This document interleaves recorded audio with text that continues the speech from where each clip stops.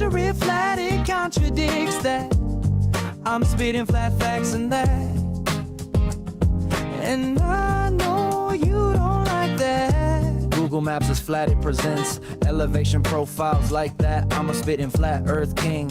Sentence has a ring, doing my own thing. If Earth was a big roast chicken, factually finger licking chicken. We just got the measurements missing. I'm spitting eggs and begs, begging the question lesson. I've said it before, time after time. I'm the spitting flat Earth king of rhyme. Welcome to Flat Earth Debate Uncut and After Show. I'm your host Nathan Oakley, and if you are new to this channel or you've not done so already, then be sure to subscribe. Hit the bell notification icon and join button if you'd like to become a Nathan Oakley 1980 channel member and keep up to date with the Flat Earth debate. If you would like to support the channel, there is a super chat that runs alongside each of these shows while they premiere, and there's also a coffee, Patreon, crypto and thanks button in the info box below the video. Speaking of Patrons, I'm going to do a quick shout out to all of you who do support me on Patreon. So, a massive shout of thanks and appreciation to Sven P, Curved Fart, Pablo de la Cruz, Smith, Tools and Purchase, Level Plain Poem, Vitali Z, Colton James, Survive the Spin, Thomas van der Zander, Measured Flat, Tiers Morgan, Mitch Kennedy, Rod, The Name's Burley, J Mel's 24, Unimento, Iron 26, Retro Bill, John Kays, Patrick Gunnels, Troy Shuker, Hairy Blade, Mobile Max 777, Rob W, Del West Watson, Unbelievable Productions, Blue Ridge Ranger, Abraham Mohammed, Skeptic 936, Texas Mike, Chow Yun Cat, and Dank. So another massive thank you to all of you for supporting me on Patreon. Links, as I say, to Patreon are below this video. But with that, I will hand across to whoever is in Discord and Google, so you can enjoy their dulcet tones while I set up for today's live show. It's when you have a culture that has been literally forced into poverty at some point, and poverty is the major driver of crime, you're going to find more crime there. But that's a socioeconomic construct. Yeah, but here's the problem with that. It doesn't track. Because you can go to like trailer parks with white trash and the crime rates aren't as high as you would go to the hoods. Sure? And you look at the income levels, yeah, they don't match up. The number one crime is drug use, right? That's the most people are locked up. We're talking violent crimes, dude. Okay, violent crimes. Don't change the topic. No, I'm not. You just don't see it as much in trailer park white trash communities. Because what do you get? Like, what's the culture in that? Like, the music is typically what? Country, rock and roll, right? And then you see the culture in the black community is completely different. It encourages fucking hating people, hating each other, and killing each other. Like, you don't get that. That's why I think, like, the primary I understand what you're saying. Did you ever watch Watchmen? I don't remember. It was like an HBO thing, but in it, they had this device that, like, the underground KKK built that would implant messages and stuff like that. And I don't disagree with what you're saying about the messages and all this other stuff in the music itself, but it's more about kind of where Omni was going about this. These are all social constructs, and you can divide race basically in America with socioeconomics. Yeah, I reject that, dude. That premise right there, no, I don't agree with you. Race is not a social construct. Because I can talk to you, I can say the word Asian, and you distinguish them through attributes, what they look like, how they act, the slant of their eyes, right? These are identifiers, and you say that's a social thing. I'm like, no, that's a physical identifier. A black person and a white person, you can identify them, right? It's not a social thing. I don't need a word to see the differences between the two. Like, just the color of the skin alone, right? Race as you're applying. I'm sorry, race as you're applying it, not in the genetic concept, but as you're applying it is a socioeconomic construct. Yeah, that's just convolution then. I just reject that. Race is a social construct. It's not. It's literally, you could probably run these stats all across a poverty line level and get a very similar number across races within a margin of error. Small margin of error, probably 2%. I'm just guessing. Because the primary driver of crime, even violent crime, is what you said, environment and all those other things. Culture. That's what I would say. which- Culture.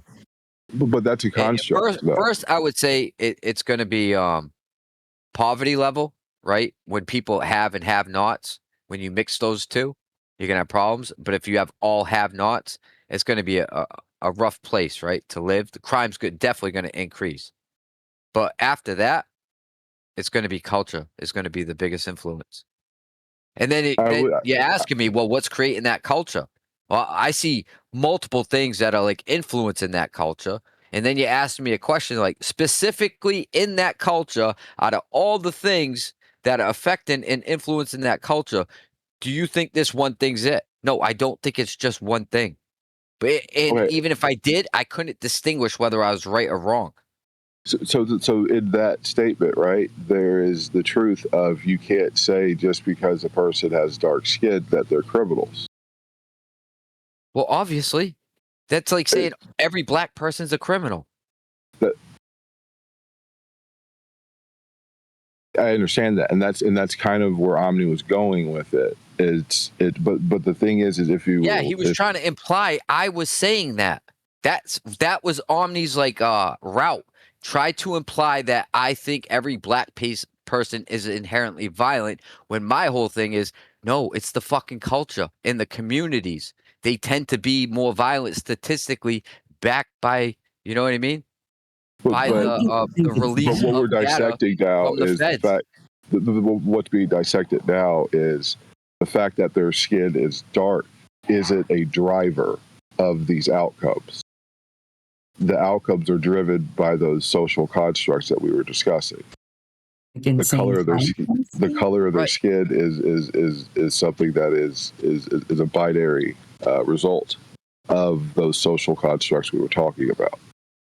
So could you take the insane clown posse as an example? All the people that, dress up like clowns or like insane clowns, all the have-nots and stuff, and then they get targeted. But what are they doing wrong? I mean, they're not even violent.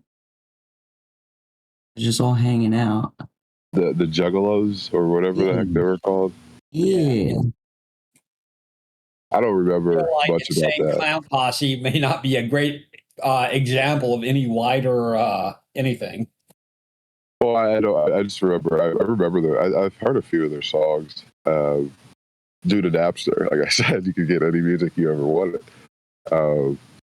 But like I said, we're not. Where I would like to, I don't want to say cause a disagreement, but to disagree with you, is that race as it's applied is 100% a social economic construct as it's applied. It's not. You can say as it's applied, but then how do you distinguish who's who? Well, like you're saying, that's kind of like saying if I identify race, therefore it's social. No. The way that these social constructs are being attached to a specific genetic group is the social economic construct. No, the stigma. Yeah, so the stigma isn't fair, and it's based on social constructs. Well, but you still have races. You still have differences amongst the races, like that are visual identifiers. So race is real. Right? Do you think race is made up? As we apply it today, yes. But in a phenotypical genetic sense, no. Huh? You think you're a white boy now? No. You think you're Asian? No. Come on, dude. It's more than a social construct. I understand that, but what I'm trying to strip out of conversation essentially is taking those phenotypical traits and allowing those stigmas the stereotype to be attached. Not even stereotype. I responded to, forget who it was the other day in the chat, but race is a social construct. People act like race is connected to the idea of ethnicity, right? Where ethnicity is like depending on your origin, like your genetics and stuff like that. But race itself, dude, it's arbitrary, bro. What's race? Is it ethnicity? Exactly. Is it what you portray phenotypically? Like what I'm saying is, if you were to just, like I said, just look at it without using those constructs and understanding that these are social things that are happening to build the culture and all those other stuff. I think a lot of the problems of the past would kind of go away a bit more than they kind of stay around now, because it's kind of like a train we're constantly attaching cars to, and it's not getting lighter. Yeah. So kind of what you're doing is saying I have a bunch of identifiers for a people group, and all the identifiers that go into this category that make this people group, I just want to dissolve that whole entire category. Not all of them. It's like, well, how are you going to identify these people?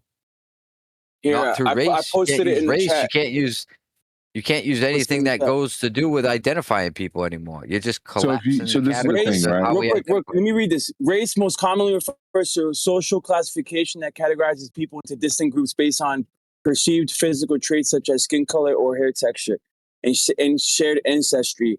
While historically used as a biological concept, modern genetics has proven it is a social construct rather than a biological reality, which is consistent with scripture. But it says biological genetics fact human. Biologically, there is no foundation for races in the human species, as all humans share 99.9999% of the genetic material, dude. It's the human race, dude. So now you're an evolutionist. No, I'm not. No, this is actually contrary That's to the evolution. route that logic takes. I Logic, promise you, that whole Rigger, logical Rigger. train grasps onto evolution and says we're all the Rigger, same. We no, all come dude. from the same place. No, Rigger. Evolution talks about taxonomy. When you get into taxonomy and different races, that gets into subcategories of humans, right? Which is basically you have some that are more evolved than others, right? That gets into evolutionary race theory, which has been replaced. Has actually been replaced, like, because you used to have Caucasoids, Negroids, Mongoloids, right? And they would subcategorize different races based on morphology. It's arbitrary when it's all the human race, dude. Mankind, one kind is mankind. One race. Well, yeah, The you human just race. dissolved all categories. No, That's no, what there's I'm still saying. ethnicities. That's where this logic leads to. You collapse what it means to be Italian, what it means to be Greek, what it means So to what be you're talking about is No, Asian, what you're it talking means about to be ethnicity. You're European. talking about You just collapsed ethnicity. all those categories and said, dude, there's no differences. You're all the same. It's like, No, yeah, that's not okay, what's being but said. Dude. No, I'm we're not all no. the same. There's still distinction between ethnicities, bro. I'm just Right, how saying do that you within the human race, there's different ethnicities. But people how have do you hijacked classify? what it means to be, of a specific race by conflating it with ethnicity. Yes. Has anyone ever heard So you're saying every ethnicity is essentially the same exact race? Yes. Yes. Yeah, I'm saying no. I don't agree with that. Okay. I don't even know how you get there. Dude, I spent a lot of time studying this stuff, dude. Like, I'm not trying to be like a know-it-all, dude, but you haven't looked into it enough. That's all. That's not even a response. That's like saying I'm the That's the authority. worst thing you could tell somebody. That's the ultimate insult, Lion. Yeah. How dare I'm my you? own authority. I don't need anything to back my position other than myself. Good job. Bro, I posted it in the chat, right? We're 99.9% of the same race, dude. Unless you want to start subcategorizing people within the same race, then you're regressing back. All right, you can do that, dude. That's fine. I'll say, okay, through DNA, through that category, right? That's fine. You can classify us all the same. That doesn't bother me. But you still run into the same problem of you're still identifying people through their physical attributes. You're just abusing the word race, bro, because race is connected. Well, how do you use it if not that way? Hold on, I'm trying to explain it to you, bro. So ontologically, there's a grounding, right? Like a solid grounding with its in your genetics, right? So we're 99% the same race, right? One species of human. Within the same race, we have different ethnicities, and you're conflating what it is to be human and what it is to be brown. Right, we're all the same race. You're right? conflating just race because we're all with just because humanity. we're all of the same race doesn't mean that now you don't have different morphologies where some are tall, some are small, some have nappy hair, some have straight hair. You could still have that. Okay. All right. So you're saying humanity means race. That's it. No. That's all you're saying. Okay, so No. throw the fucking word race out. No, it's just a subset. So we go to set theory. It's just a subset of it, and you're in line's correct. So it's You a are category. It's to Yeah, identify. it's a category error you're doing, because race is something, because you won't accept that race is socially constructed. So you're now in the area of creating a category error. If that's the argument you're gonna take, I'm gonna say every single thing in language is a social construct. Probably, yeah, we can go that route. Okay, so it loses all meaning. No, it doesn't. No, it doesn't. It doesn't. It really doesn't. How does it not? It gives me the concession I needed to now move forward. So we now agree social constructs exist. Construct. That's fine. So we now agree that social constructs exist. So we now agree social constructs exist, right? Social constructs do exist, but not every concept is a social construct. I understand that. Some of it. No, I'm talking to Rigger. Well, that's some the of it is route you're taking to get there. Some of and it. Now you want exceptions. Dude, come on, man. Some of it is not arbitrary. It has an ontological grounding, like a solid ground that doesn't change or is inconsistent over time. Okay, so you have exceptions now. Well, the sun rising and setting isn't a social construct. A tree growing isn't a social construct. Like those things aren't social constructs. So there are things that aren't social constructs, but we do agree within society social constructs exist, right? It's a bit of doublespeak. So race has become because you're okay with categories for trees. Race wasn't always a social construct. It has become a social construct over time because of misinformation and just poor education. And the same thing with gender. Gender wasn't always a social construct. Somebody want to tell me what you just said? Gender has become a social construct where now it is arbitrary, but it wasn't always the case. So race is real, but modern race is a construct. No, ethnicity is real. Modern race is in modern race, and the way that you're applying it, like we said earlier, is that category error of using race instead of ethnicity. Okay, so what is the meaning of race? Honestly, at the end of the day, it's a social construct to divide. No. It's a word. It's a real word. What's the meaning of the word? So originally, like when Darwin used the word race, it kind of meant species, right? I would say, like I said, the etymology. All right, I'll take that. Okay, so before that, we used to be different species, but in modern times, people perceived us to be different species because we didn't have the information to show that we were the same. Yeah, but you told me race was real in the past, but now it's just a construct. So we were different species before, but now we're not. No, dude, come on, Rigger. You got to be reasonable, dude. The thing is, I'm responding to you. What you guys are saying. You guys are laying out the framework, and I'm just saying, well, if this is true, then you're not being reasonable. You're the creator, all right? So you can create a hybrid species of trees, right? You can create a vanilla cocoa tree or whatever, chocolate and vanilla. No. Hold on, dude. Come on. We don't need to get lost in obscurities. No, I don't see all this construct is bad. Race is a social construct. Identifying people by race is the bad thing. No, what I think we should be doing is... Yo, come on, dude. Let me get in, bro. Like, why are you talking through me like this? Bro, I started off. I'm sorry Have you met your Rigger? It's unbelievable, dude. I'm trying to be calm. But so basically, you have certain standards, right, that people will try to classify a race by. Those standards are arbitrary. They're inconsistent. They change over time. They don't have a solid grounding. That's why it's a social construct. Because it's based on... in the past, they had a grounding. And now in modern times, it's just a construct.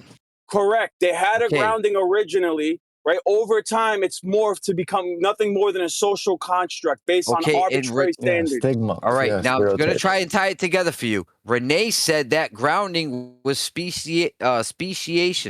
Specialization, whatever the fuck the word is. Nope, didn't say that. You said it was species. No, I said the way Darwin used it in the book, race meant species. That's all I said. Okay, well, that's what I asked you, what's the meaning of race? And you gave me that meaning was species. Okay, now I'm going to apply that meaning to lying, claiming races used to be real in the past, but in modern times, they're just a social construct. If that's the case, you guys don't know what you're saying. No, you're the one that kind of doesn't know what they're saying, right? So What is the Lion and meaning I are of race? I've answered that, but what Lion and I are saying, and I'm actually having to say that, is that those arbitrary standards that they use to identify that you would define as the word race, that whole the like I said, the stigmas and all that other stuff, all those different things. What's been determined today is that those are literally just social constructs to define the ethnicity of certain people groups, basically. And when you use the modern, hold on really quick, when you use it in the modern cadence in our world, and you use race and you attach ethnicity to it, you're creating a category error, because it's been shown genetically, there is no differentiation essentially between quote unquote the races.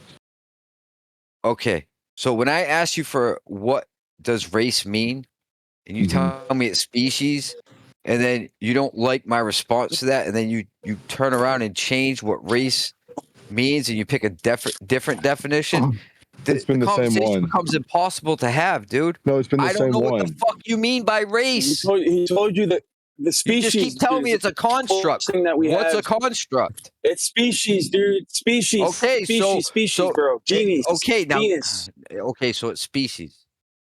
All right, so what does that mean? If species used to be real, that's the idea of the word from a long time ago. Human race, bro. It's the human race. It's one human race. Within the human race, we have different ethnicities. But colloquially, due to bad education, people keep conflating what ethnicity and race are. So even though we're different skin colors, different skull shapes, right? Obviously, there's clear differences between a Caucasoid, a Mongoloid, and a Negroid, right? But guess what? No. They're not subcategories. You can't take of that race. position, bro. It's still it's a black person. Stop taking like 3-4 different positions, holding them at the same time to argue against me. I'm sorry that you don't understand that. No, you're taking the position that species, right? We're all different species, and you're also holding the position that we're all the human race. Wrong again, dude. So Rigger, over time, the definition of race, Rigger, due to science, right? Over time, the definition of race and our understanding of race has changed to where in the past we used that term to define ethnicity. Are you following still?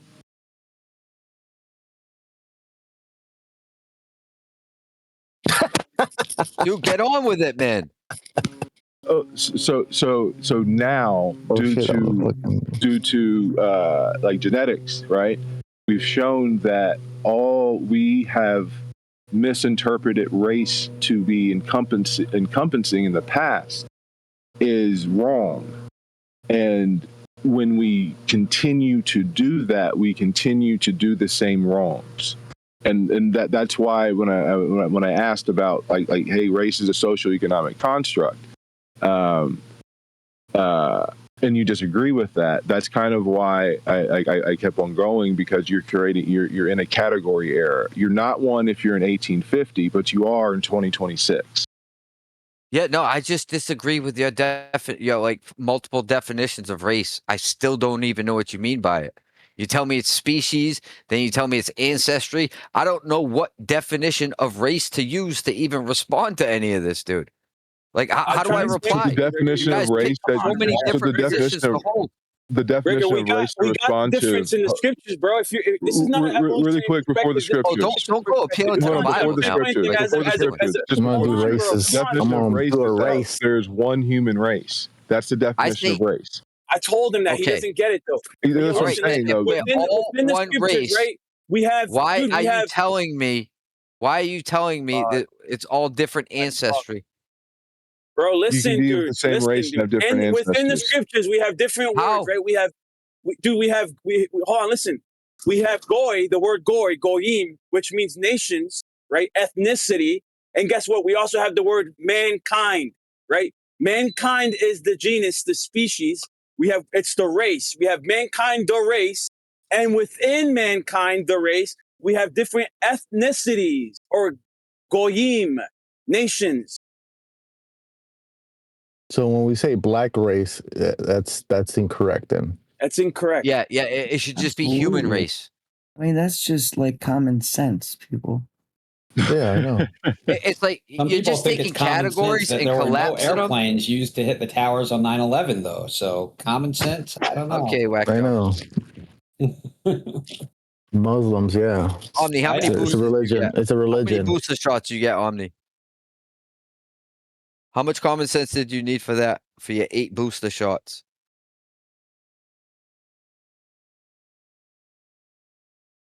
I mean, it keeps me alive. I gotta keep. About 20.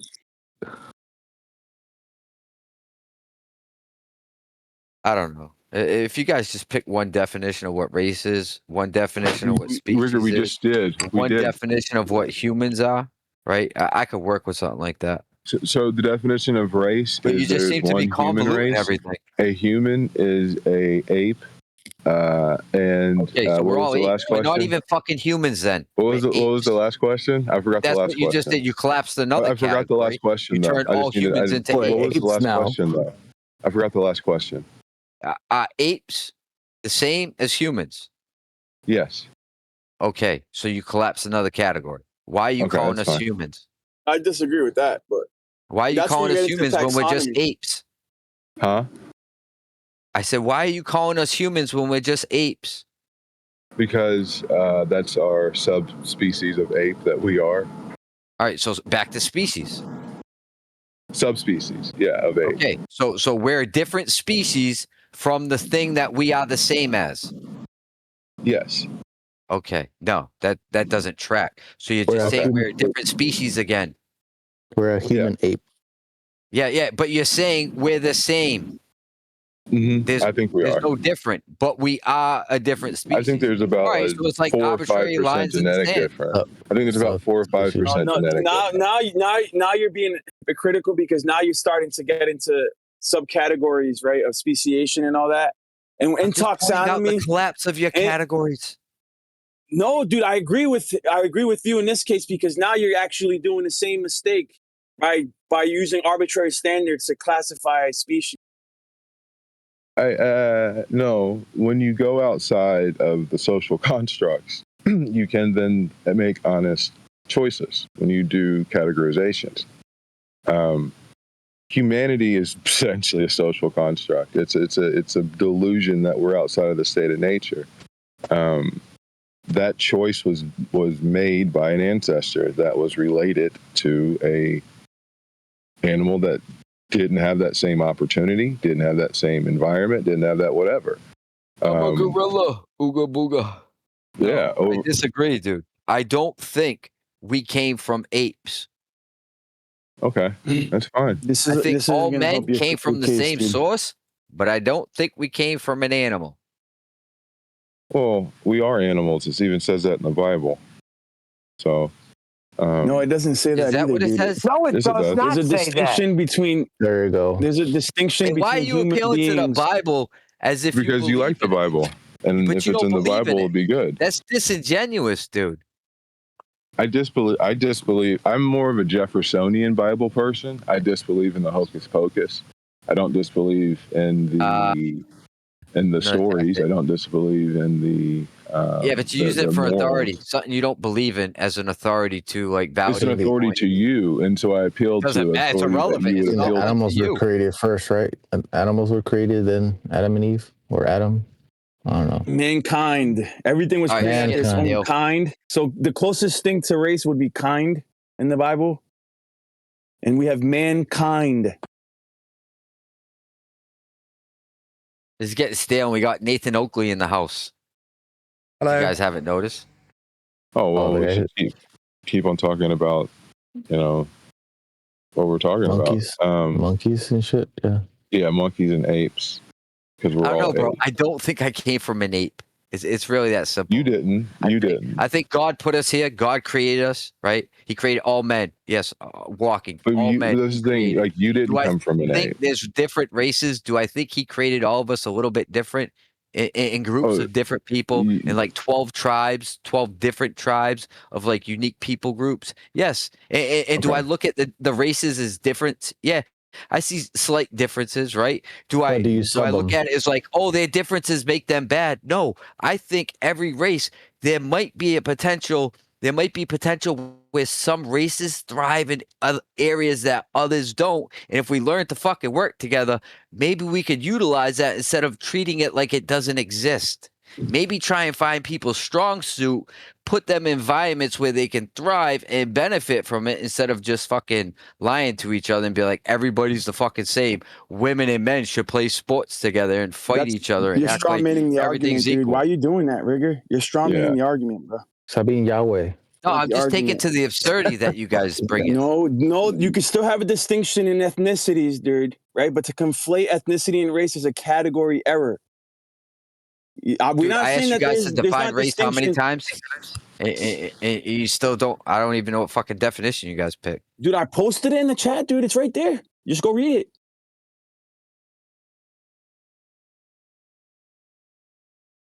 Yeah, I gotta post it again. Yeah, you should. Throw a timestamp. 828. But I Race did is forget connected your. to your biological genetic.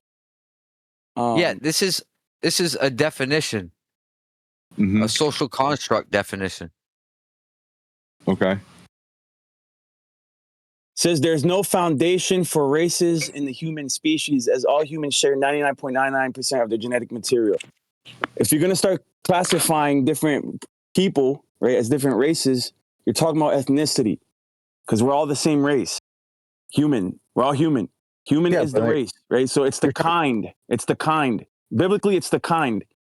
So all No, feline, right? All I don't feline, agree all with. I don't cats, agree all with that. cats are the same race. All cats No. are feline, regardless of their morphology, regardless if some are big or small. You got different skin texture, color.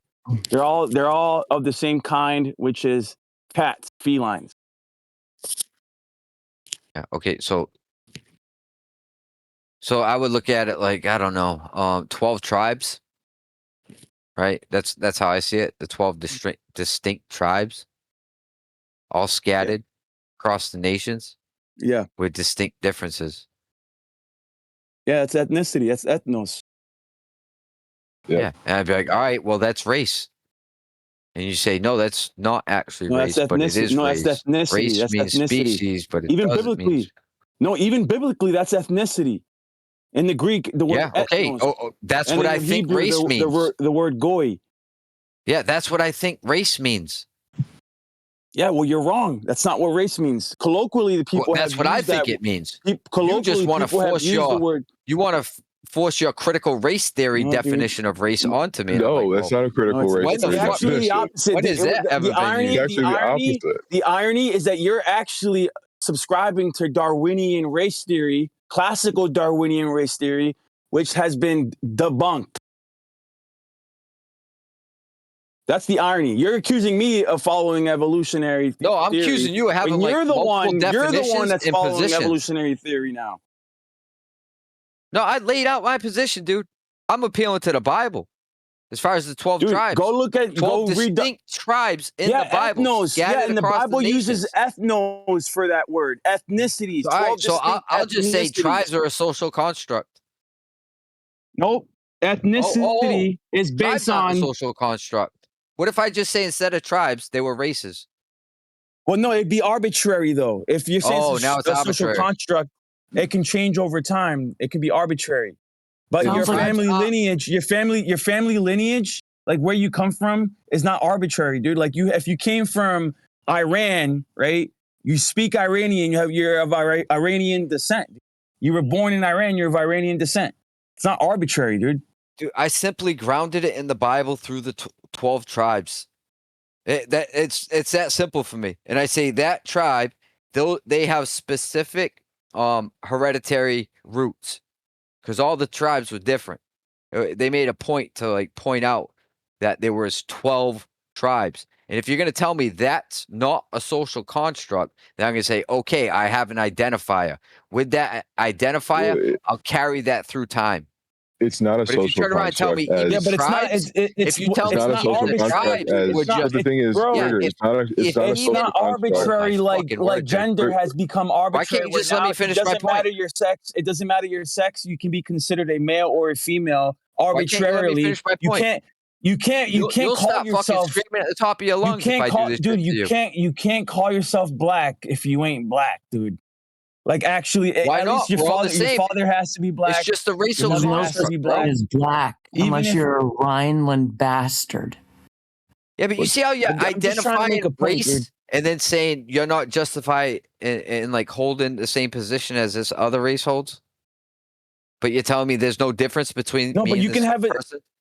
No, you can have a distinct nationality, right? Ethnicity based on where you came from. It's not arbitrary, bro. Like your Yeah, that's what I'm nationality saying. depends on Races. if you're American, right? You must be either from America or born in America or became an American citizen, dude. You know what I mean? Like you're American, you live here.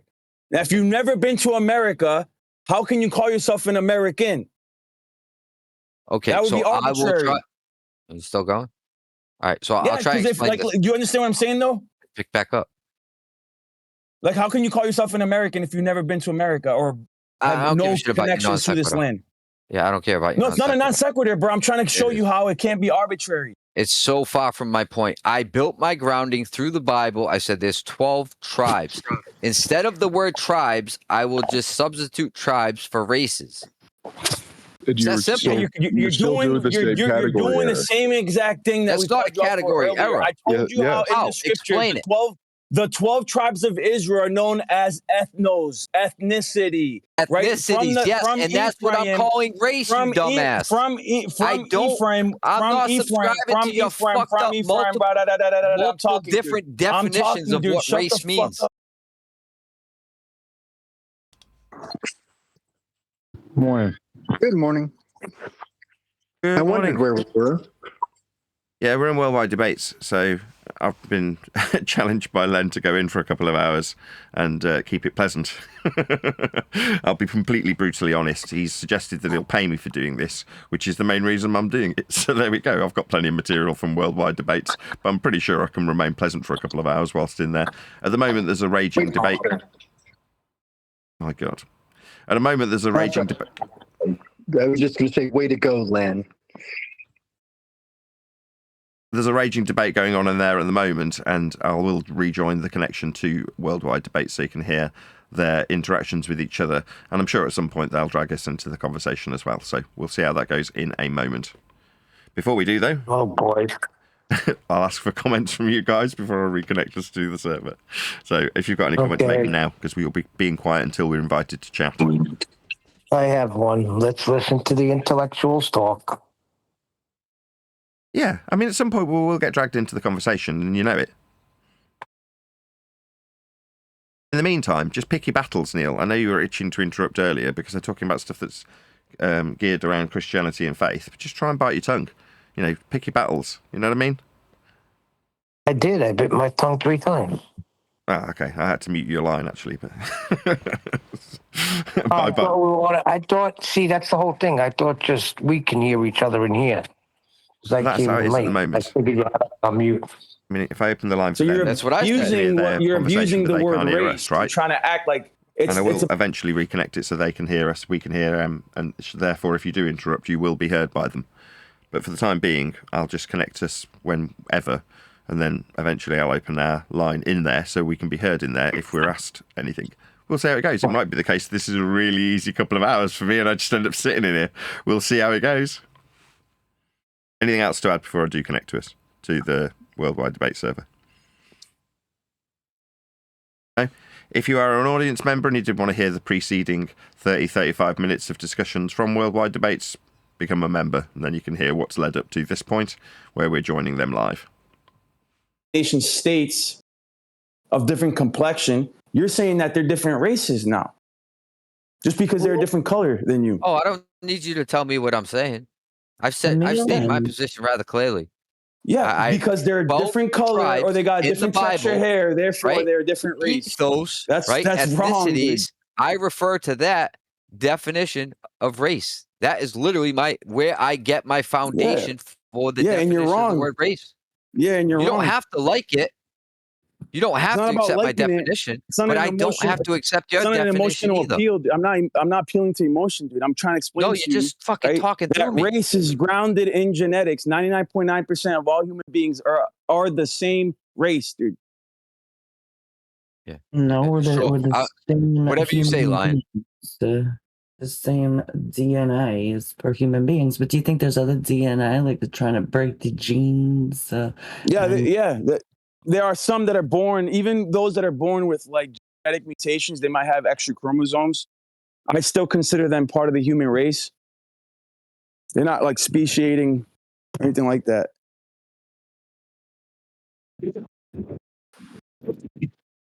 I don't think you know what a human is, dude. Because human beings have an essence, right? And that essence is preserved in God. And even if you were to lose all your arms, even if you only had like an upper torso, even if your genetics were to shift, right? You're still part of the human race. It's one race. Well, you could say that was a human being at one time. If there's a corpse right there, that's, a dead human. So what is a human being? Does it mean we have to be having an experience here in this body? It's an ape or a monkey or whatever came before the monkey, or whatever came before that. Some magical mystery cell that created life from nothing. And then before that was a fish, probably, so we can be a fish too. And then before that, it was a frog. Stardust. We're just stardust, magical stardust. Yeah, the soul atoms. In the beginning. Yeah, cool. Cool story. I know. There's a really cool story that starts off with those words. Huh? I said you started at Stardust and you ended up at critical race theory. No. You brought up Stardust, but no, you started critical race theory, ended up at Stardust. No, you brought up both of these topics. You said that our definition is a critical race theory definition. This is where you took me. Took me on a magical space Stardust ride. Well, welcome to 2026, and we won't use definitions from 1850 then, right? No, I'm using the biblical reference for definitions. You can use whatever you want. I don't care. Okay. Well, that's fine. Like I said, just reject it. Yeah, that's why I try. That's everybody appeals to some authority. You gotta serve somebody.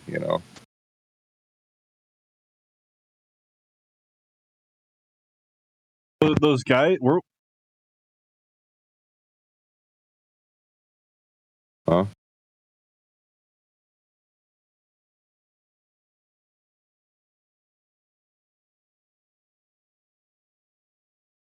Serve the servants. You're going to ask God how you can be used to help others today.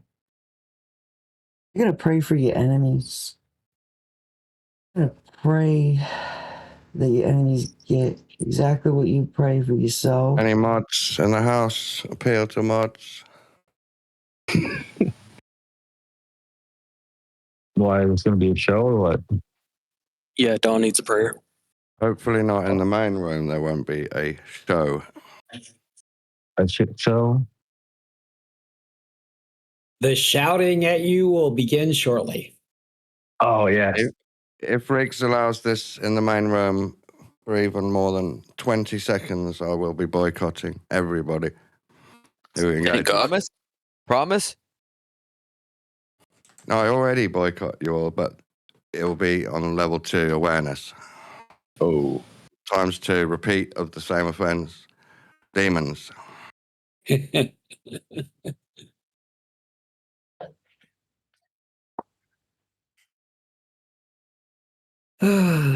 Riggs is not responding. Any other mods? We need to facilitate Nathan into his own room before the disruption occurs. He can restrain himself from well, no, maybe not. Not with your Riggs. bullshit antics, Omni. Not many people I'm- can those when you I'm do what you appealing, do. Riggs, I'm appealing to your authority. You're the master of the house. Please facilitate Nathan into his own room. Keep crying. So what's the problem? You Who's here? and They're trying Riggs. to stick you in a room. Oh, you want to give me a mute button? What's going on? You and Riggs are the problem.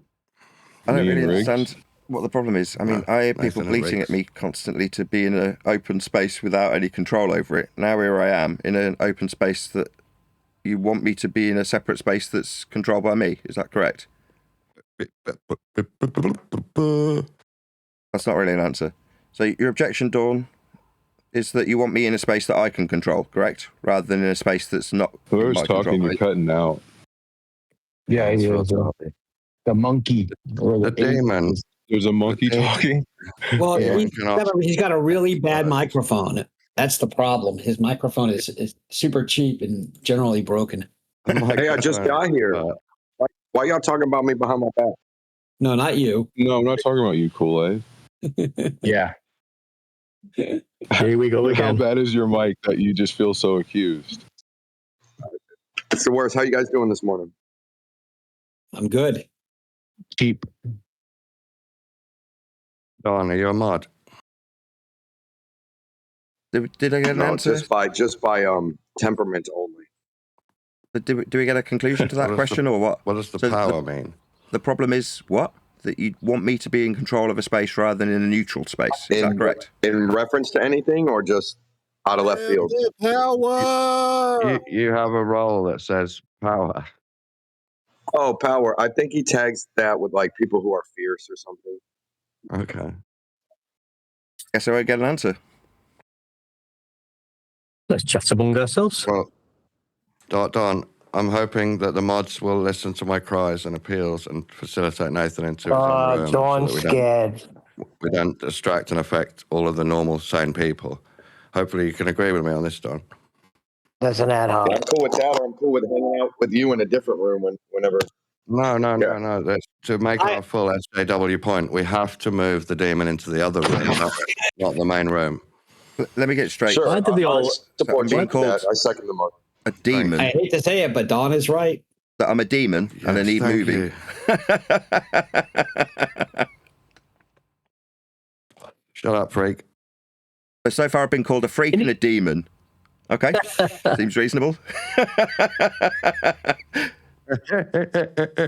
thought you guys couldn't hear me. If Riggs someone has mic made was the broken. conclusion that mods need to help run the board, right? But alas, he can't give people mods because then they'll have power. So, he has like virtually, a very small number of people with mod powers, and often they use it to just mute other people when they're arguing with them. I know.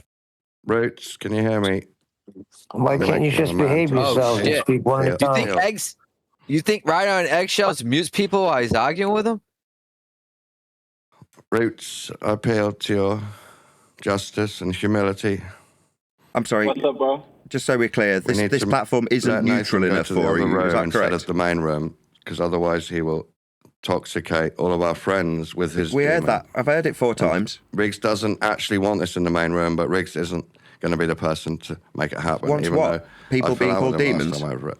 Wants what? People being called demons by you? So I'm thinking you as a mod, you could facilitate this, get Nathan's cult, demonic fake argument to happen in the other room so that our main friends in the main room don't get hurt. What a sad person he is. Is it really the case that this platform's not neutral enough for you? He's supposed to be in the other room, isn't that right? Yeah, so why is he in this room chopping in and out? I don't now know, you're dude. chopping. I don't know what. We came to tell you how Earth What happened measured last flat. That's time? what we came here for. Why is he still in this room after what happened last time? Why are we hearing this protest? Are you really that terrified of me that you need to move me immediately? You need to immediately censor me and move me into a different It's room. not my call, brother. I'm not sure what you're right. Yeah, so you turned down my appeal. You're a useless mod. Wow, I'm so flattered that you're all this terrified of me that you need to segregate me. Not really. My mute button still works, Dawn. Don't forget it. Yeah, on me, but not for real things. Like, what's going on? Real This things? Moderation. This guy that's called me a Moderation demon. means you tell Nathan to go in the other room so that everyone can stay happy. What? Not be called demons? We can't even hear you. You keep chopping in.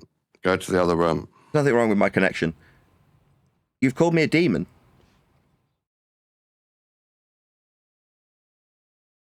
Nathan can be here, yeah, but he can't abuse our friends in the other room, in front Dawn? of us in our space. What's in the other room? Not A me. space where What's up with these Nathan people? can abuse people. A space where Nathan What's up can with these abuse people? As a game. That's all right. The platform's not neutral enough for him. Not neutral enough. Not in the main room. Not neutral enough in here, right? You need more neutrality. Is this a chat? Is this a server where you're supposed Who to have a are bit of a you? chat about things? You're chopping in and Or out. We just can't hear moan? what you're saying. Bad mic, bad microphone. You don't know what a microphone is. He sold his last good one. Give me a You've mic. gone I get hype. insane.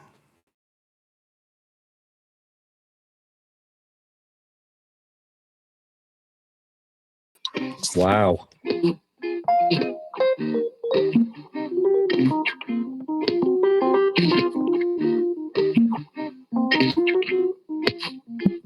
You're down.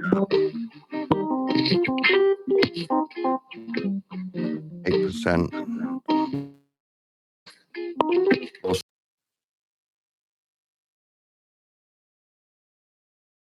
Hey, Dawn.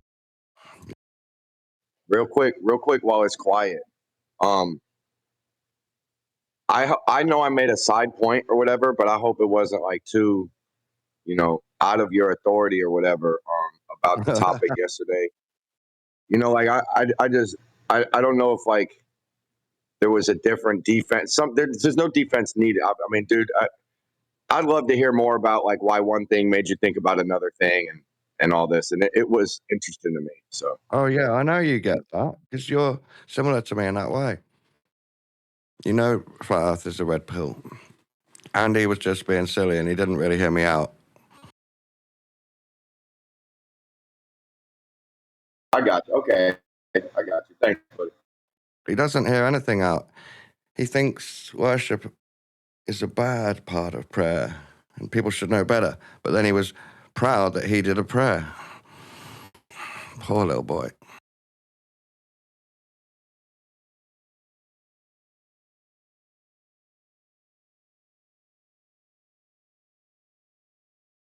I'm really happy. I just getting in there early to say I'm very against what happened last time and don't want it to happen again. With Nathan in the main room. What happened? Yeah, I mean it's at odds because Riggs does just have one streaming channel, and if Nathan does it, and you know what I mean. It's like it's hard as from the business perspective.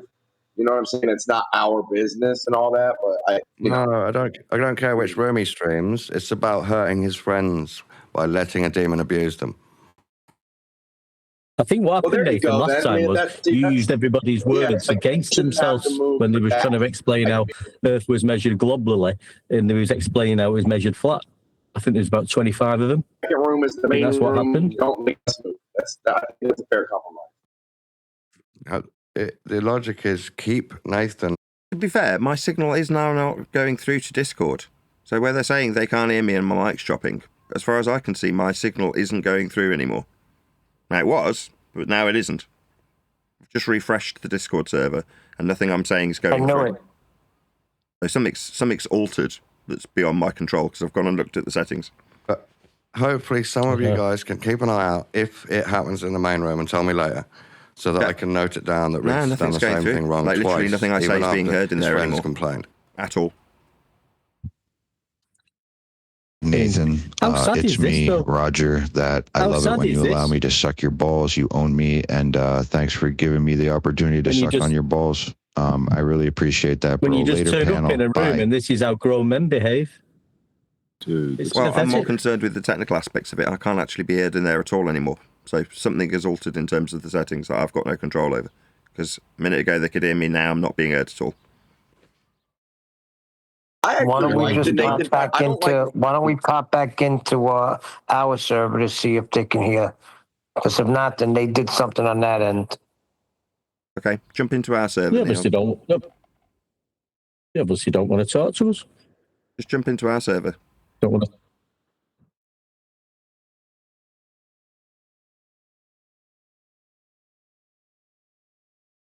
Check. Check.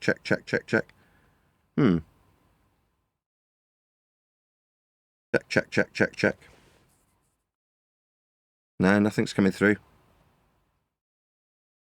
Something wrong with my settings then, because there's nothing coming through to them. Very weird. I'm assuming Neil can't hear me in my Discord either. A little looky loo. My apologies if you're watching live. Occasionally we do have technical issues. I was being heard in that server, now I'm not. Input sensitivity seems fine. When I check the... Let's just test it. Check. Yeah, that works perfectly fine. What's going on here? Okay, I don't really know what's going wrong with Discord. Maybe if I just completely close it down and then restart it, that'll solve the problem. Let's try that.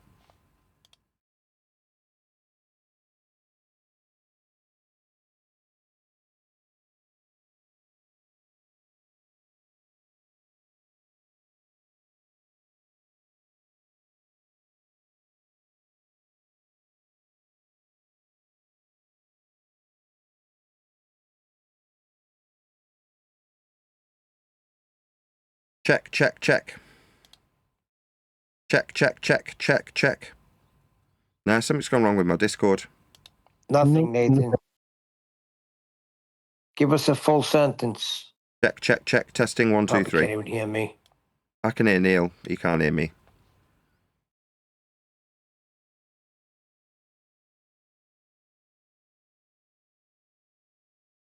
I'm in G+ and I can hear you both. Did you notice the way they act over there? You can hear me in G+. They can't hear me in Discord. Now, But the Discord levels are flashing up and down quite happily. Heads up Just mute before he Neil, comes in. He's now talking straight through me because he can't hear me talking, of course. So when I go to Discord, the lights are flashing and it's saying input volume and it's flashing away happily. It's just not actually giving me any signal in Discord itself. And I've refreshed it several times, left it and rejoined. Isn't that weird? Now the question comes, should I restart my computer and go in again?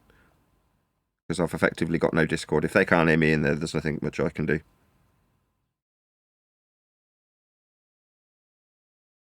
guys reckon I should do? Should I restart the show? Go live again? I'm sure. Yeah. Means cutting out the live show, or should we just continue as we were? And just show up. go back in tomorrow. I think the audience will come back. I don't really want to restart the live show now. We're live. We're live, right? If we lose Discord, we lose Discord. There's us in G+. We can just continue the show as we are. Plus, from what I'm getting, even if I could have been heard, the responses from that particular server were, we don't want you in here because you treat us so badly. We want to put you in a quarantined area away from us all because we feel too... whatever. But anyway, like I say, my line is flashing. Can I show this on screen? I can't. It's too low down the picture. It's getting an input from me. It's just not presenting it into Discord. So not a great deal I can do about that.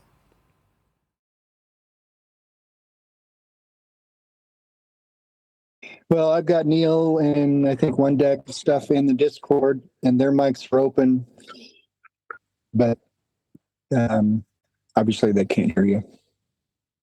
Yeah, technical issue. How long have we been live for? An hour. Mildly tempted to restart, but on the other hand, sometimes your shows have technical issues. It's not a great deal we can do about it. Right, let's just disconnect from Discord and we'll just drop Discord for today. because it's got a technical issue. This happens occasionally. It might be the case that I restart the computer and we still don't have sound from Discord.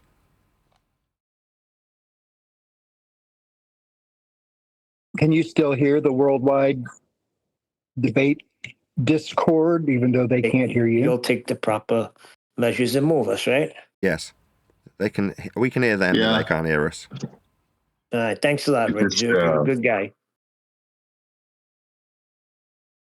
Yeah, we'll just carry on as is. If somebody can go into the Discord server and let them know that I just can't get Discord working. Let's just try that. Disconnect, restart. I'll reload it. We'll give that one more go.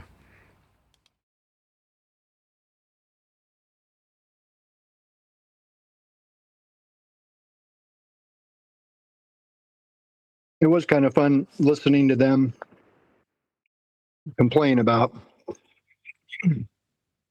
how mean you are and what a demon you are. Yes, indeed. It'd be fun to talk about it behind their backs, or just listen, be the fly on the wall that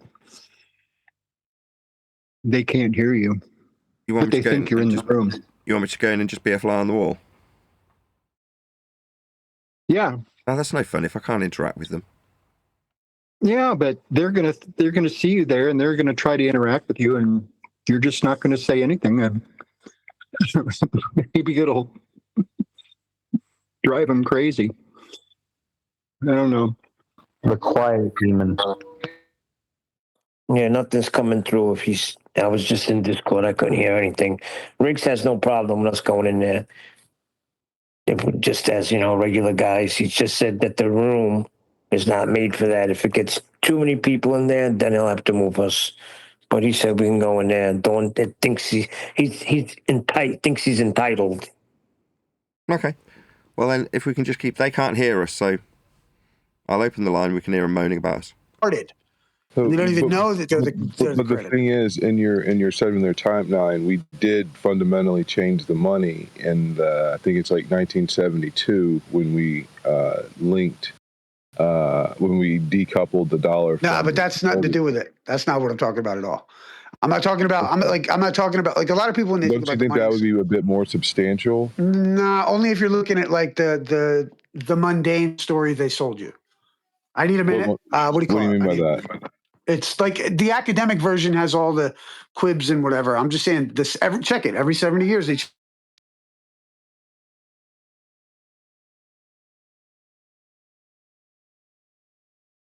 Did I cut out? He just popped himself on mute in the middle of his own sentence. Need 1 second, brother. That's all. Oh, no worries. Very amusing. I think it's weird. And I don't think it's just the flat earth thing. It's just getting more and more difficult to have any kind of common sense conversation with anybody nowadays.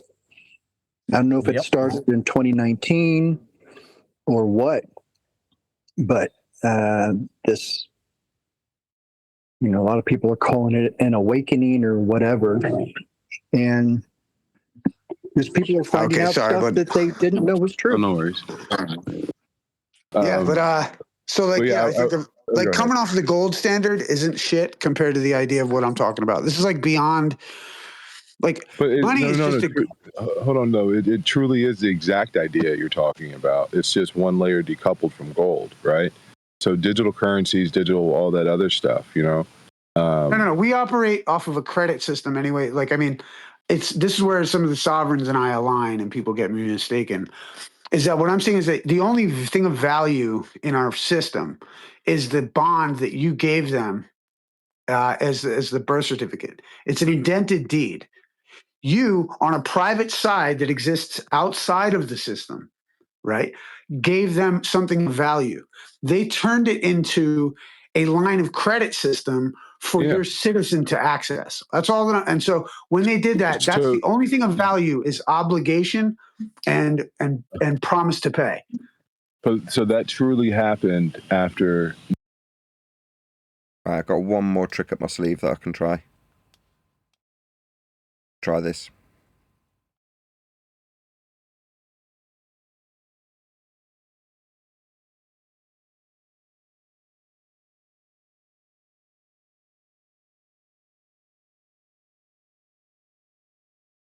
No, like I'm trying to say, and they did that in the sense that they were taking the people's wealth. This is why it's interesting. The states they were forcing the use of the dollar. People were still like think about it. Back in the day, it's going to happen again with with whatever one they pick next, bro. That's what I said. It's just a decoupling from that prior system. That's all it is. It's not really fair enough, but I don't see it.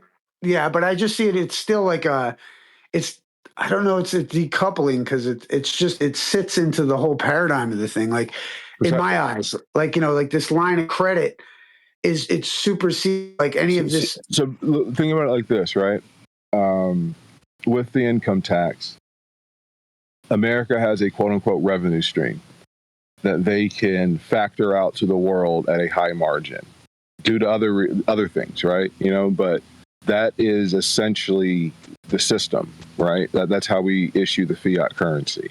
Other countries are forced to buy certain goods and services in dollars to where they do majority of their trade with dollars, us being the reserve currency. Right, but what I'm trying to talk on a bigger picture. Like the idea is that every time you use a dollar, hold on, every time you use a dollar, right? Essentially, you create more interest on the national debt, right? No. What do you mean? Outside of debt. Are you going to talk about debt now? Hold on. Every time you save a dollar, that's the problem with this, and that's why you see the system. No. Every time you use a dollar, every time you transact with a dollar, it adds to the national debt. No, it adds to the ability for the bank to potentially print more money.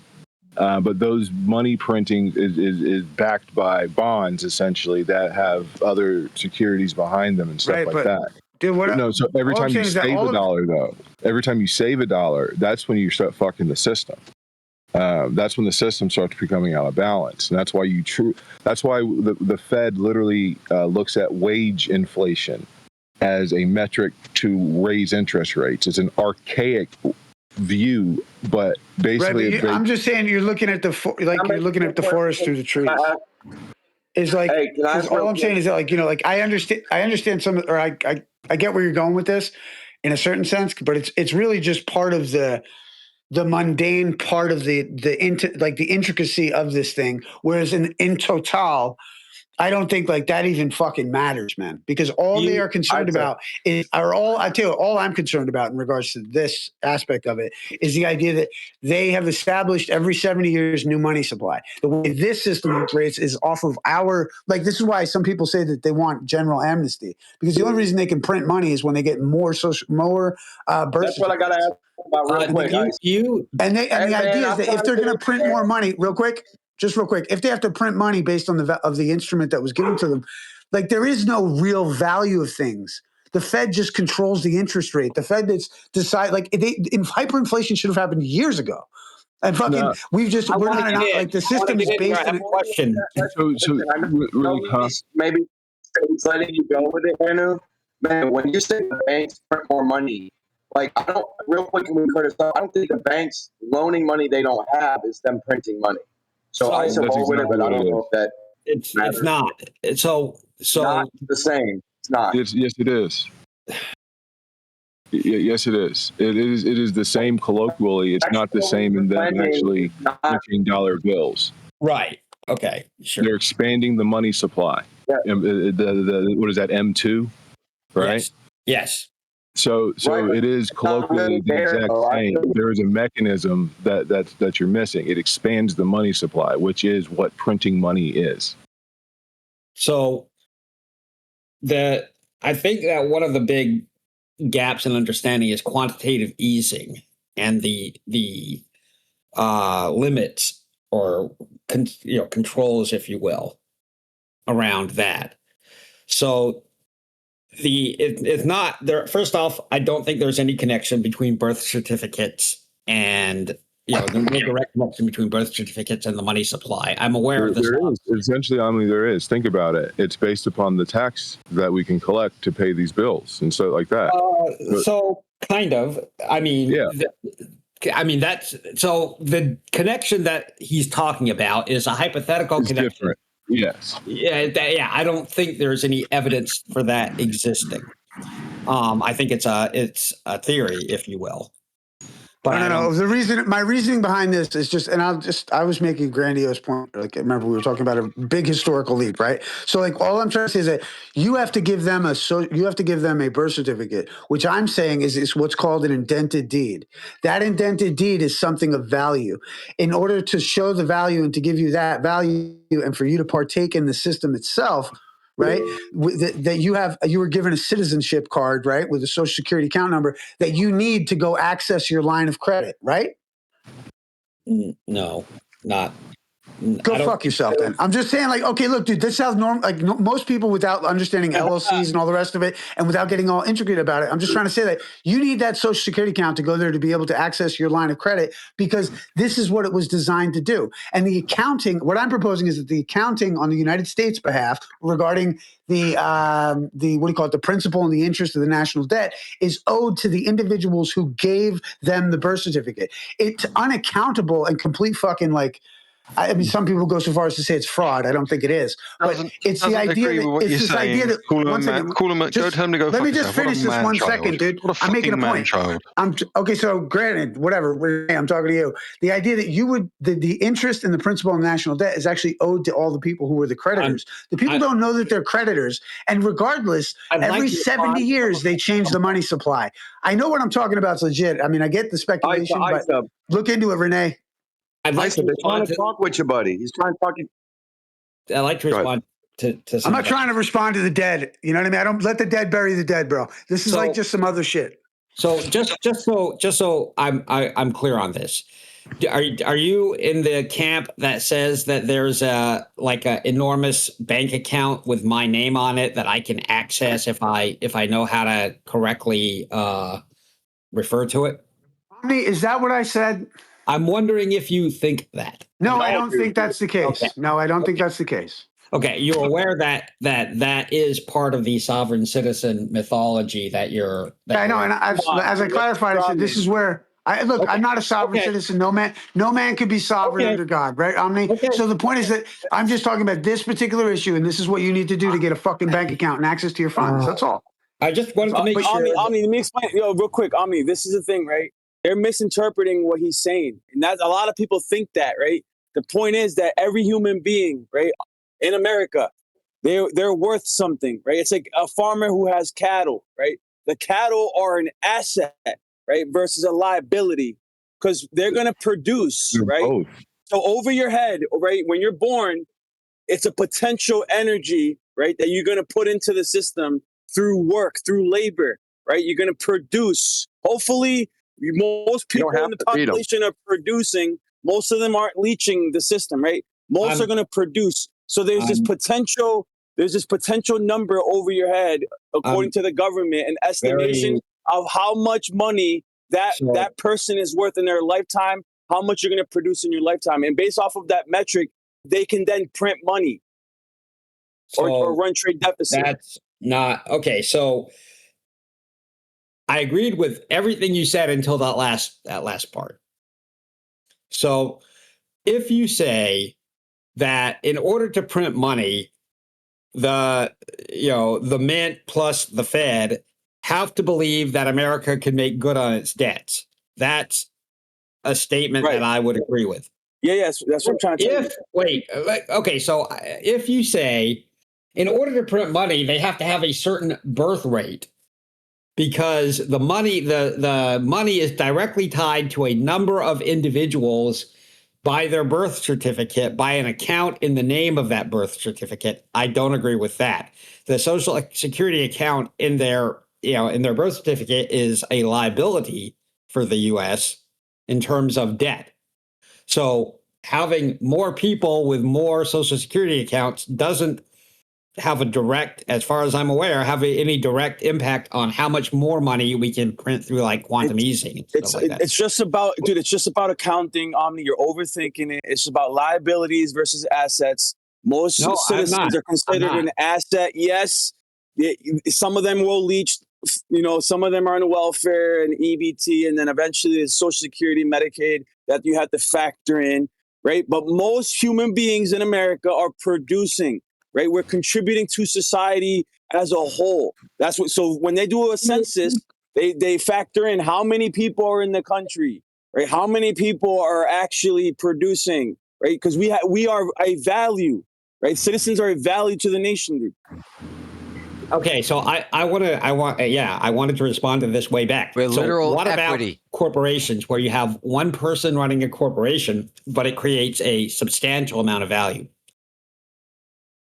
So doesn't that sort of contradict the idea that individual people are the primary unit of value?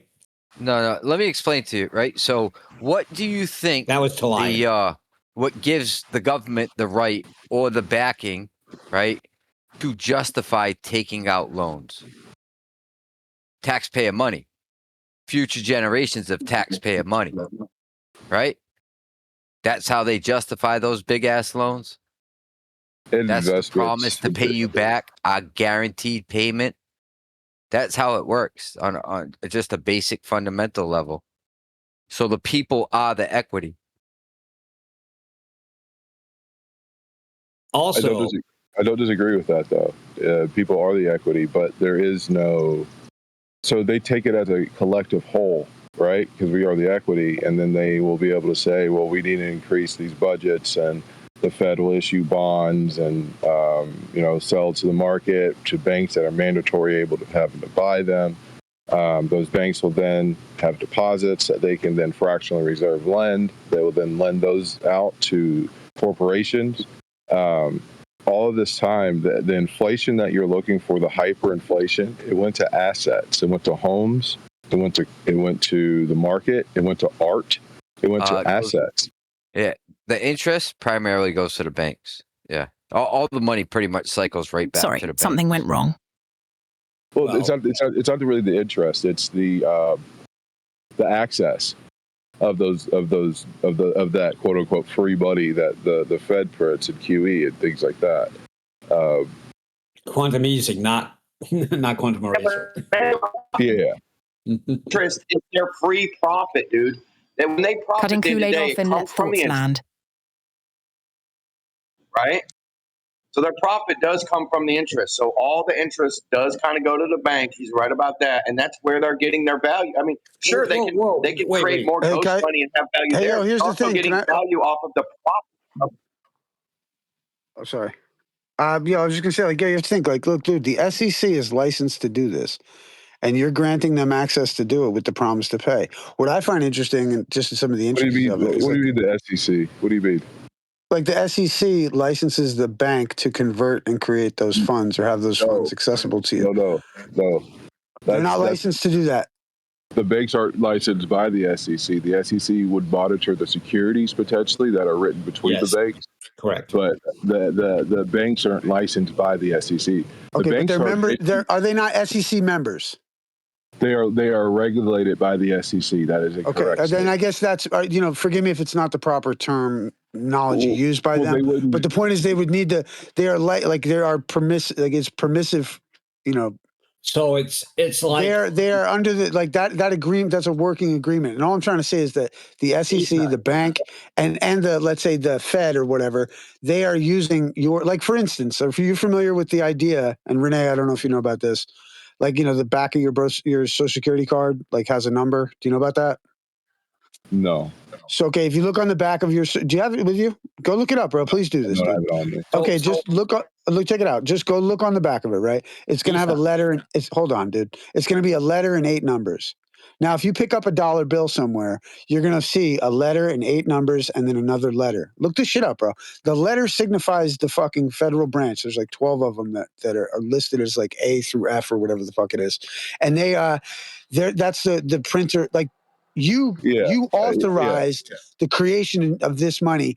And so you're the signifiers are there now, just for instance in this. And if you look on a dollar, it's going to have those numbers somewhere on the dollar because you were the backing of the printing of that money. Now, what I'm saying is that they can print money at will almost or at request. And it's kind of irrelevant against the system and what I think is the mundane version of our understanding of economics. And accepting quantitative easing is something reasonable and shit like that. All of that is just fucking showtime. The idea is that you've asked for the money, it's yours to get. Now, the issue is that the U.S. is on the hook to have to discharge the obligation to pay it to the creditor. The creditor is you on the other side because you don't know that you're actually the creditor. They can just keep this going ad infinitum. Regardless, the contracts of the way they have it see fit is that this U.S. citizen was the collateral in the national debt since the Civil War. That's why from my understanding, U.S. slaves were the first. Hold on one second. U.S. slaves were the first American citizens. That's why Maxwell v. Dow says U.S. citizens are not protected under the first 8 amendments of the federal Constitution. So it'd be like 3/5 the rights of a fucking man. So they kept this in line, instituted it across the board in 1933 when everyone signed up to become a United States citizen. And now you're still the creditor of the system, but we don't know it. So they have no reason to actually be pressured to pay you. So they have no reason to fuck with really high interest rates other than the superficial bit that they've got in front of us to go along with this economic fucking movie, dude. So, okay. So can I respond to just something? Yeah, so first off, it's the OCC and the FDIC that are mostly licensing banks in the capacity you're talking about. The single number and that's the serial number. The letter tells you which branch of the Federal Reserve, authorized it. So it's not like it has nothing to do with like Social Security numbers or anything. Now, if you look on the back of your Social Security card, you have one of those signifiers on the back of your card. And so the theory is that you would have been the actual source of value that gave them that right to print when they printed at that time. Okay, where is that documented? What do you mean? Where is it documented? Yeah, go look up.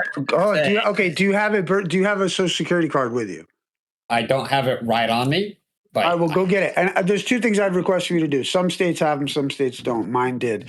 If you look on a birth certificate, there's 2 indentations at the corners, which make those documents what's called indented deeds. And indented deeds are only used in regards to land or gold. So it's an really interesting concept. But if you look at most birth certificates, they have the little corners are cut out. And that's what's called an indented deed. Now, if you look on the back of your Social Security card, it'll have on the back, on the front, it'll have the number you use when you go use the bank. And then if you turn it over, it'll have another number and letter, or it'll have a letter and then 8 numbers. Those letter and 8 numbers can also be are the exact same setup as what's on your money. So it's all right. So I don't think it is. I think you're saying that. I don't think that's actually true. Like I said, let the dead bury the dead, but it's all good. I was almost done. I could be wrong, right?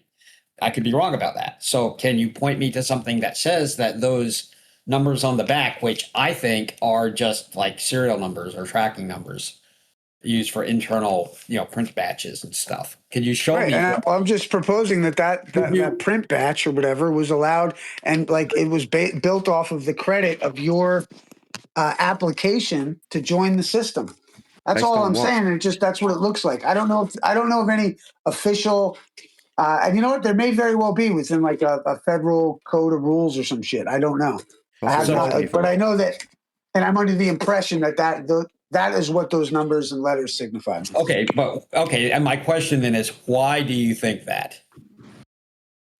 Because it makes way more sense than current economic theories. That's why. Okay. All right. Well, I'm not going to argue with somebody who says current economic theory doesn't make sense, because I think A, that's a value, personal opinion call, but also B, I might agree with some of that. So I don't have a problem with that. But I do think that stating it as this is fact, this is how it works, is going way too far. Go check out Jordan Maxwell. He talks about this stuff a lot. No, what I said was that every 70 years they change the money supply.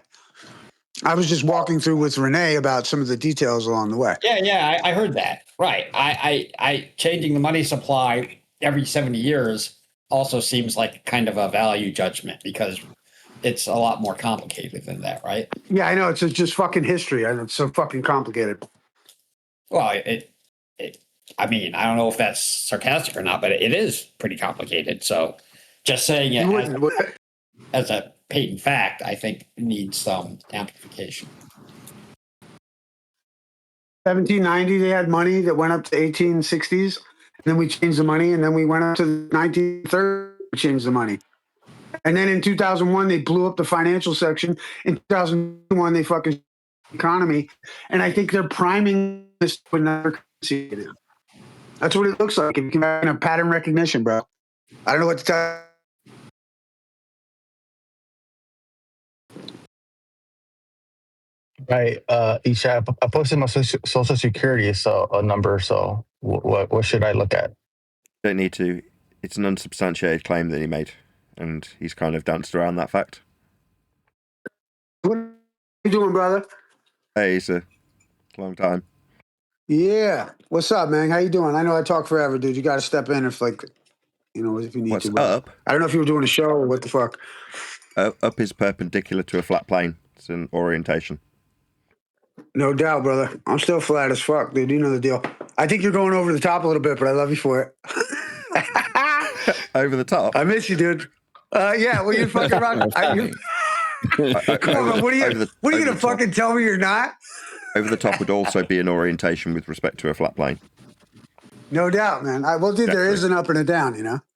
And come on, bro. I just say it. I fucking love you. I hope you're doing well, man. I haven't seen you in a while. I love you too. Fucking right, dude. Yeah, yeah. There's all kinds of drama I could fucking bring up. I'm like, dude, it's been a minute. You know? Bloody hell. Get a room, lads. Get a room. Yeah. Oakley's the shit, dude. People don't thank know, you. bro. Yeah, come on, bro. No, Oakley's a good. Yeah. Me and Oakley, dude, fucking Oakley's trenches, dude. Come on. Oakley, you brought me into this fucking thing. My bad. You know? Oakley's been out here forever and fucking, yeah. Oakley brought me on Discord. Oakley, you did bring me on Discord, the first one, although to contend, but you were the catalyst. For you, Kool-Aid? Yeah, man. Yes, sir. I never was on Discord. I listened to the FE YouTubes and stuff for years, and then probably 2019, I couldn't tell. I said I want to come in and say something, and I came. It was because it was you. Thank you. Oh, good for you, buddy. Good to hear it. It's funny though, Nathan, how they say you're taking it too far, because recently you're not really taking it far. It's just pretty basic and simple, isn't it? What the rhetoric is now. Yeah, maybe I should tell Issa that. I've come to the conclusion, Issa, that I've got absolutely no influence over any of this stuff. Earth was being measured flat long before I was an itch in my dad's pants. I have no influence over any of this. You know, man, I look at it like, you know, my thing along the way over the last years has just been like, flat Earth for me became like not the hill to die on. But like, you know, when the medical shit pops up, that's when I'm like, well, you know what? That's the fucking hill to die on, you fucks. You know, like there are hills to die on. You know what I mean? Like flat Earth, like it's not for normies, dude. Like not safe for normies, dude. But regardless of if it's a hill you die on or not, that hill would be measured perpendicular to sea level. It's a flat Earth prerequisite measurement to get the height. Don't let it. Come on, well, no doubt. Topography changes measured from sea level. It's flat. You know what now, I've been tripping on, dude? I've been tripping on, like, imagine if the dome has topography. What dome? That's what it trips me out. I was tripped out on that idea. You think there's a dome? What dome? Or like, you know, oh yeah, that's right. I forget you're all. Well, you know, here's what I've been saying lately is like the idea that, like, if you, you know, if let's say science, right? Like, you know, academia, not like in the trenches so much of flat Earth, if you will, but like this notion that I could potentially say to somebody like, well, prove to me there isn't a dome. And the only way that they would be able to do that is to use the state rhetoric or some kind of authorized fucking experimentation that happened. Like they would be citing some third source. And I cite the idea of a dome in the sense that we have air pressure. And we can replicate that. So it's like it leads me to believe that there may be evidence for the dome. Do you know what I'm saying? I would say that we must be contained to have air pressure, right? Which is essentially what you're saying. In order for us to be breathing, we must have air at pressure. We do have air at pressure, therefore it must be under containment. Therefore we must be contained. Therefore dome. That's your position. But that's a positive claim. So when you say prove there isn't, that's non-positive. It's not incumbent on me to prove there isn't something. If you say there is something, aka dome, it's up to you to substantiate that claim if it's your claim, not me to disprove it. Right. And I'm not trying to, again, die on the hill of flat Earth. What I'm saying is that it seems like the logical position to me is that with containment, we have air pressure. Therefore, like, you know, with, let's say, even reference to scripture or reference to the ancients for personally. Let's say doming mechanism. For personal like reasons, then like I would say like, okay, yeah, this kind of a theory makes sense. And I was just bringing up, if it were true, it'd be interesting if the dome had topography. And, Sure. you know, and how kind of like people have this idea, or maybe I always have, of like a bubble-like dome. But imagine if it's more like, you know, nuanced and like had all Why these can't the crevices. dome be so high that it has a vacuum between the top of the atmosphere and the inside of the dome? Why would That could be no. That's it. Hey, dude. That's. I mean, well, actually, it would create like if you were to by the laws of density. Either way, you would have at the top. You would just have the lightest of whatever, so it would be like a vacuum, and you could still have a dome. And you know? we had this discussion the other day as well, which is you can have anything like container is just something that does containing. So as such, like we've talked about before, it could be a force like electromagnetics or, you know, bendy, warpy space-time. But it could be a physical barrier like it's meant to be with the dome. The other one I think was like, what about just distance? Could distance behave like a container? Distance is a convention. If you're describing the altitude of things like domes, if you're ascribing them, that's your positive claim that you don't need to justify. We are breathing. We are breathing gas at pressure. It is pressing on something. But that's not the positive claim. The positive claim is that the sky is in defiance of natural law when it's suggested to be a vacuum that rockets are traversing in an orbital mechanical motion that's derived from flat Earth measurements. That's the positive claim. The sky vacuum's the positive claim. You'd have to prove that we've got gas pressure. We are definitely breathing. That's not incumbent on you to prove.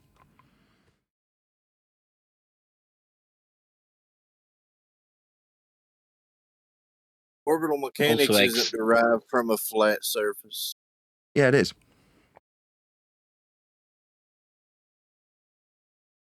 Radial values derive from minimum elevation angle to Polaris, forming the equator, and the sun's averaged at vernal equinox. This system. How is there a pressure? I was just explaining how it was. Just my bad. I'm going to get called a demon for the interruption. You don't need to give me permission. You just need to shut your mouth while I'm talking. Go ahead. I don't need your permission. Second time I'll say it. You just need to shut your mouth while I'm in the middle of a sentence. I don't need your permission to talk. Radial value is the third interruption from a guy who's given me permission to talk twice.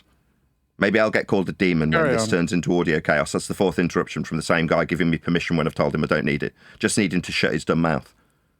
Go for it. Don't need anybody's permission. Just need you to all shut up while I explain. This is triggering, clearly. Me describing what is on screen for my audience now, which is a flat Earth derivation of radial value based on azimuth and altitude. That is to say, to derive a radial value for the equator, you measure Earth flat to achieve it. Earth's measured flat for orbital mechanics. You need an R value. It's the first step in orbital mechanics. Go ahead. I did. Earth is measured flat for orbital mechanics. The dumbfounded silence is as a consequence of somebody telling me, no, we don't measure Earth flat, as I had told you. What's the flat Earth? Did. What's the flat Earth mechanism for the pressure gradient? What's the flat Earth mechanism for pressure gradient? The pressure. Yep. Pressures. Did you agree there's a pressure gradient, right? What about it? No, I was just saying you agreed that there's the pressure gradient. So what's the mechanism? I would say dropity. Dark fluid. Dropity. Are you deaf? Dark fluid, bro.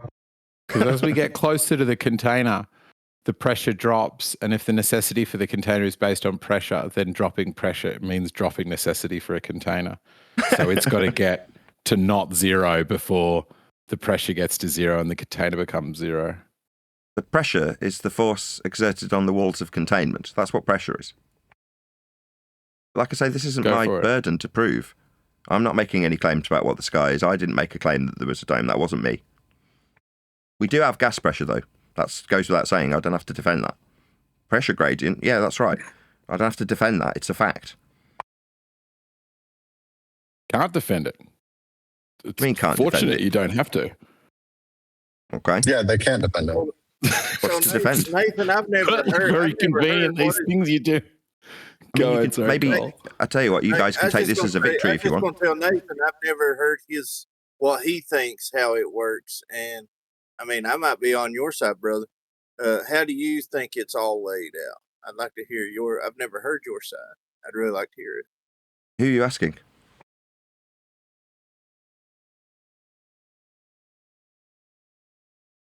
Who are you asking?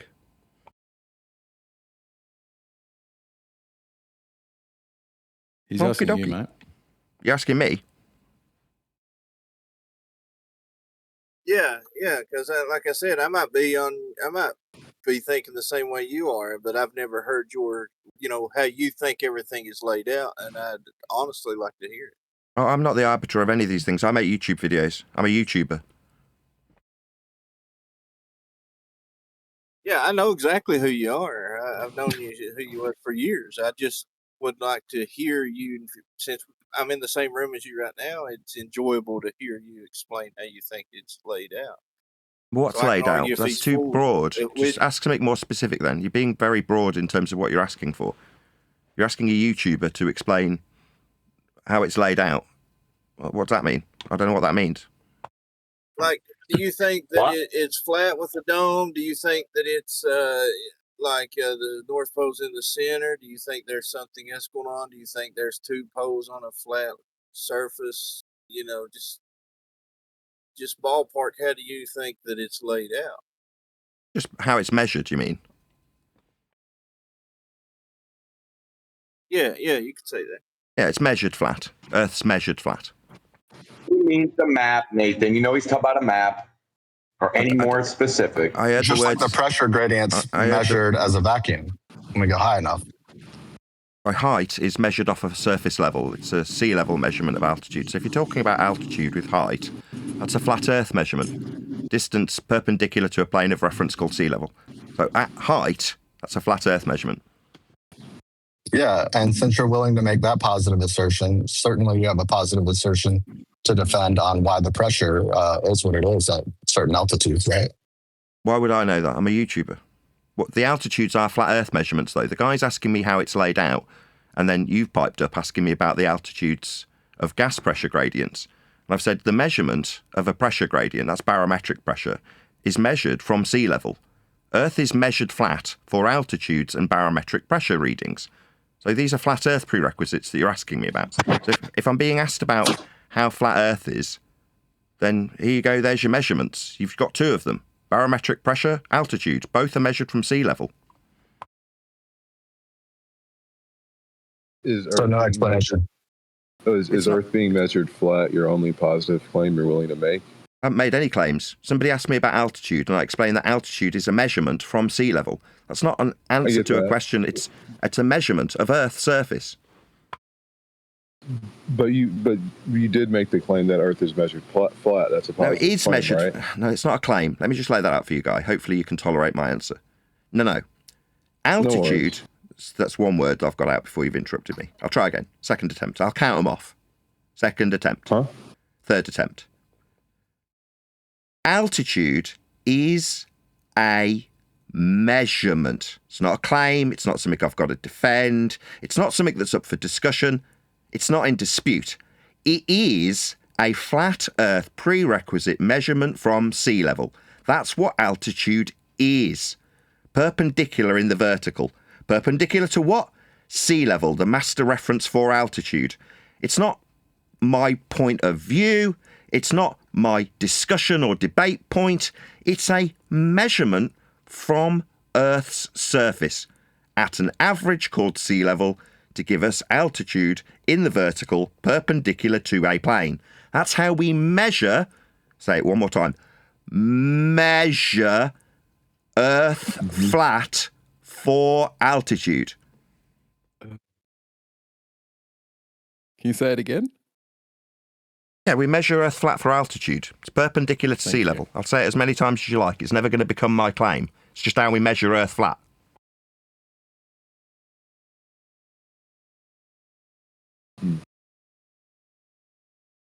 So why don't you come back when you have evidence for why the pressure gradient works on a flat Earth? What do you mean how it works? What does that mean exactly? How it's measured is the with respect mechanism to a flat plane. When you say how it works, what does that mean? The mechanism. The mechanism? Well, gas is produced at ground level and dissipates, getting thinner as it raises in flat Earth measurement of altitude. Then it cycles back down. Why does that again. happen? It cycles back. But you haven't heard I of got halfway upwind? through that. Let's just accept that you are an intolerable man and you're incapable of having a discussion with me, because I've tried to answer you. I clarified what your question was, got halfway through answering you about the cyclical nature of gases, gas cycles, something we were taught quite early on in high school. It's basic stuff. Gases cycle. They're at their highest volumes where they're produced at ground level. Ground level, which is how they're measured when they raise in altitude with respect to sea level. All flat Earth measurements and prerequisites that describe the gas cycles you learn about in high school. Why are you asking me? I'm a YouTuber. We do have gas cycles, though. Why you'd want to know or put it on my back to explain them? I'm a YouTuber. Who cares how gas cycles? Do you have a point? Who cares? My question to you. Who cares how gas cycles? What do you make YouTube videos about? Right, so you changed your line of questioning now that you've been demonstrated absurd in your question line. Who cares was my response. After explaining it and getting interrupted, explaining gas cycles, something you learned in high school but have clearly forgotten about. Now you're asking about my YouTube career. A minute ago, I was the arbiter of gas cycles, something we all learned about in high school. Now you want to change the subject? I make videos about... Hold on, Renee. You didn't ask about the gas pressure. I think it was IC Spin. I really think IC Spin needs to respond to that. Oh, I didn't realise there was two people talking to me. My bad, whoever that was. No, I mean, he gave a non-explanation, so I'll let someone else go.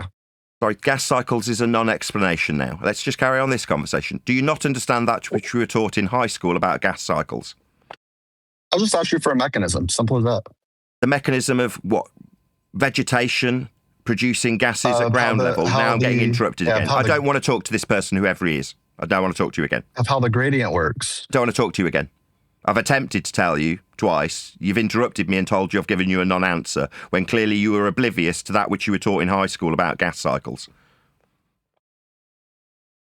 Well, in high school, they never taught that gas cycles cause a pressure gradient. Oh, my bad. I went to a private school, so I obviously had a better education than he did. My bad. Sorry.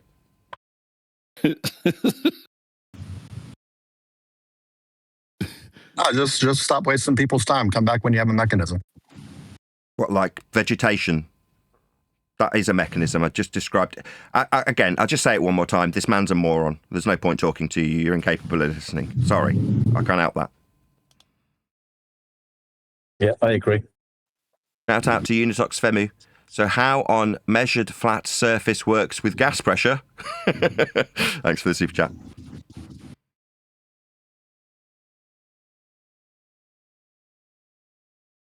But to answer your other question, what do I do on YouTube? I make videos about Earth being measured flat. Okay. Yeah, I see Spin. I don't know why you acted like he didn't give you an answer. I thought that was a pretty good answer, to be honest. You didn't address it at all. Oh, do you know what the mechanism is? He's just told you that the gas cycle. So vegetation. The vegetation causes the gradient? Yes, you have a higher concentration of gases produced where the vegetation's at its highest. There are no plants in the sky producing gases. So therefore, the highest concentration is at ground level where they are produced. They then expand, that is to say they dissipate into the area of volume available to them. That's entropic dispersion. It then cycles back down again. For example, with the water cycle. You know, water comes down, gases go up. That's a cycle. Very basic stuff. Meanwhile, the altitude of the gases requires we measure Earth flat to describe the dispersion of gases produced at ground level where they are in their highest concentration. The mechanism being things like organisms producing gases, cycling them back down again in the case of rain with the water. That's gas when it disperses upwards cycle. Hope that's clear enough. Meanwhile, Earth's been measured flat in that description. It's so What clear textbook, because Nathan, that's what textbook did you use in high school? Like, what textbook was it so I can look it up? What, you want to look up the textbook that's got the water cycle in it? Really low. Sorry, you want to look up the textbook from about 45 years ago when I was in school. If they probably produced new ones now, I don't know what textbook I was going from at that particular time when I learned about how gases cycle. I thought it was fairly well known. Like you heat up water, it turns into a gas and then expands upwards. I thought that was fairly well known common knowledge. It is. So I'm looking for the textbook that says that cycle causes the pressure gradient. But if you can't extrapolate out gases in higher concentration being at higher pressure, and as they dissipate, the pressure lowering, then I can't help you, my friend. It's very basic stuff that we're talking about here. Oh, okay. So you didn't learn that in school. You just extrapolated it. What, having more of something means there's more pressure, having less of it means less pressure. Yes, I must be a genius to extrapolate this simple fact of distribution of second law of thermodynamics, entropic dispersion. No, it's a law of nature. It's not something I've extrapolated. It's called the second law of thermodynamics. That's a great question, Eggshells. But I bet in the desert, it's like there's like zero pressure in the desert because there's no plants there. No, yo, my man was like, what just before we move on, such a second, Issa. Sorry, one sec. Just want to conclude this. Just one sec, just before we just move on. My bad. Just want to make a conclusion, if that's okay with you. Sorry to guy that's talking. Can I just make a quick conclusion? So, nobody is withstanding the fact that we measure Earth flat.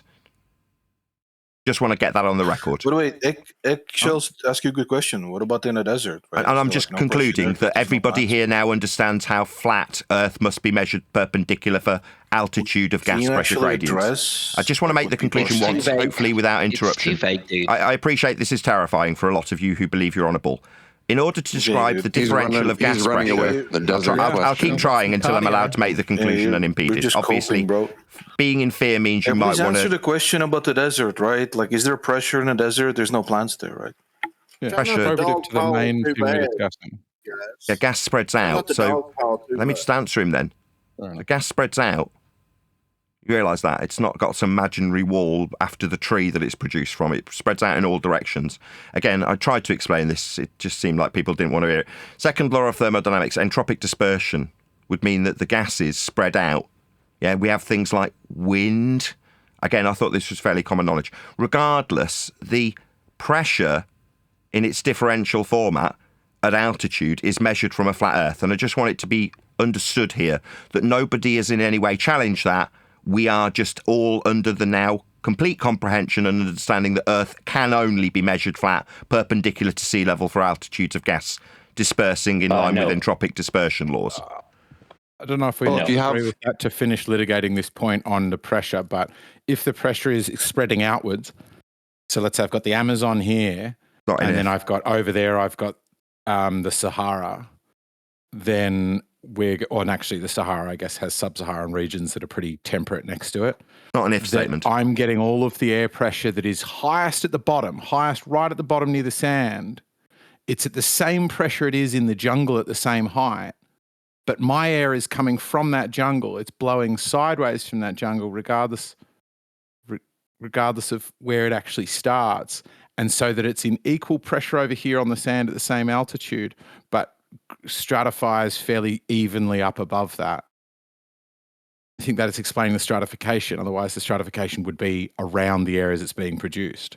But this is not an if statement. You said if. This is a law of nature. It's entropic dispersion. Gas fills space. That didn't make sense. Can you explain that again? Second law of thermodynamics, entropic dispersion. Gas fills space. Dispersion of gases into availability of volume. That's what dispersion means. Yeah. That's the second law of thermodynamics. You put it into an if statement. It's not an if statement. What do you mean? Are both of these linked? Is if statements? Explain the thing about the if statements. Actually, that'd help settle something. I'll say it slower. It's a law of nature. Gases spread out to fill the available volume. That is a law of nature. Not if gases spread out, they do. It's called entropy. Sure. So why are they not? But like imagine, why am I being asked? If you go 200 feet vertically, there's going to be less gas higher there above the Amazon rainforest than there is 200 kilometers away in the middle of a sandy desert. So it is not spreading out evenly, is it? Sorry, so we're going in a distance that's fairly evenly lower stratified vertically. Is your question finished and concluded now for me to answer it, or will it continue when I start talking? So we're going to measure this with respect to a planar flat Earth surface with a linear distance away from it in the horizontal and compare it to a perpendicular altitude measured from sea level. So to have this argument about how much entropy we will experience in a desert. We're going to describe being in an Amazon rainforest and the differential with a horizontal linear distance measurement that's only applicable to a flat Earth surface measured with respect to sea level. Same goes for altitude, but perpendicular to sea level for the altitude you asked me about. So again, notwithstanding that this discussion requires we all understand implicitly how Earth will and can only be measured flat for this question, to a YouTuber about entropic gas dispersion, measured with flat Earth prerequisites of distance and altitude. Just so we're clear, Earth is measured flat for this question to exist. So that's the answer. Earth is measured flat for this question to exist, but not actually an answer. Yes, that is correct. Earth is measured flat for you to ask a YouTuber who produces videos about the second law of thermodynamics and gas dispersing into available volumes. For you to ask me this question in a context with particular locations mapped and charted flat, you gave me a linear distance in the horizontal and a perpendicular altitude in the vertical. Yes, Earth is measured flat for your question. Do you understand? Do you understand that to ask this question, you must accept that Earth is measured flat to ask it? If you're just a YouTuber, why should we trust you on your claims about Earth being measured flat? I'll answer you. You don't have to. I don't care if you accept prerequisites and laws of nature. I'm not the arbiter of the second law of thermodynamics or horizontal measurement of distance. I haven't measured any of those things. Do I care if you accept what I say while you interrupt me after asking if you should trust me, a YouTuber? No, if you trust a YouTuber in regards to an axiomatic parallel eye level or flat Earth distance measurement or linear perpendicular altitude, then you would be considered an idiot. Those are axioms and just me detailing how measurements are performed. In reality, I have no arbitration over any of these things. There's no need to trust me about how distance is measured. It is linear, regardless of what I say about it. Can we get back? Okay, well, hopefully somebody will come along. Hopefully somebody will come along that understands this stuff. We've got to accept your final conclusion that it's flat, but can we still answer the question of why do we think? Because I don't think it is the pressure is caused by where the gas is produced. I think it is caused by there being a downward vector, right? That it trends towards, which means the pressure is highest at the bottom, and that explains why it's comparably high at 200-foot elevation in the desert as it is in the jungle. Even if the air is being produced in the jungle, the thing that's holding it down stratifies like that. And it seems like your entire answer to that fairly simple question was, in order to even ask this question, you've got to, the Earth's already got to be flat. So, and then it just seemed like that fell in place of answering the actual question about that completely debunks your claim about it's where the air is produced. Are you going to address that at some stage? Shout out to Cleary11 says mechanism for pressure gradient on a dirt ball ? And shout out to JMelts24. I'm sorry, but these idiots are not worth talking to. Thank you both for your super chats. Yes, when you described a downward vector, down is a vector perpendicular to a flat plane. You can't have down without a plane of reference to describe down with. You ascribed this gradient that you're asking a YouTuber about to a downward vector. Okay, no, gas doesn't go down, but down itself is a perpendicular vector to a plane of reference. That's what down is. But there aren't any gases being poured in from the sky. Gases are produced at ground level. Ground level being a flat description of the prerequisite surface level to be perpendicular to describe the altitude as they disperse away from where they're produced at ground level. That's how gases behave. They're not poured in from the sky. There's no gases being produced in the sky. They're produced at ground level and expand upwards. Downward vectors do still require a flat plane of reference to describe regardless. It's just not the case with gases that are spreading out from ground level. I couldn't quite. Hey, good morning, Nathan. If you're going to be doing a show today, I can go ahead and get that prepared for you. But I want to make sure that we're keeping the open format in this room in particular. No, I like the format where I am in a completely neutral platform with no control over anything, and I have no mute button, that's totally excuses. Fine. You can have that. I'm okay, but thanks. I need to I'm make good. sure that this room is separate.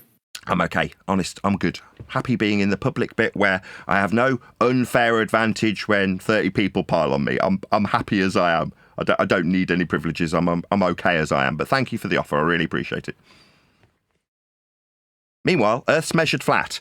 So perpendicular to a plane of reference to describe altitude that the gas is spread out, and even if you infer that gases go down, go boom, boom, go splash, splash, you're still describing a downward vector perpendicular to a plane of reference.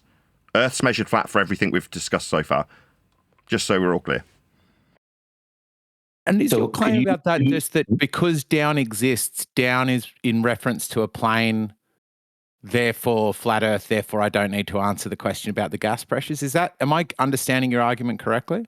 No, I'm saying that the guy who asserted that there's a downward vector requires his, not my, downward vector be axiomatically perpendicular to a plane. That's what down is. It's not my claim. Somebody claimed that there's a downward vector for gases, like gases go down. No, they're produced at ground level and go up. Further to that explanation I've now given 3 times, you're suggesting that I haven't given an explanation, and in lieu of an explanation for the cycles of gases produced at ground level and spreading out with entropic dispersion, that's a pretty concise and complete explanation for what I've been asked that also ties into the flat Earth prerequisites that are now being interrupted by the guy that said I didn't answer the question, even though I'm now answering it for the 4th time, along with axiomatic flat Earth measuring principles that have been employed by the people that tell me gas goes down. I haven't done that. That's not my claim. But down is perpendicular to a plane. That's not a claim I'm making. That's an axiomatic fact. Did you understand what I said? It wasn't in lieu of an answer. Yeah, no, it wasn't. I struggled through it, but like a plane can be in any orientation.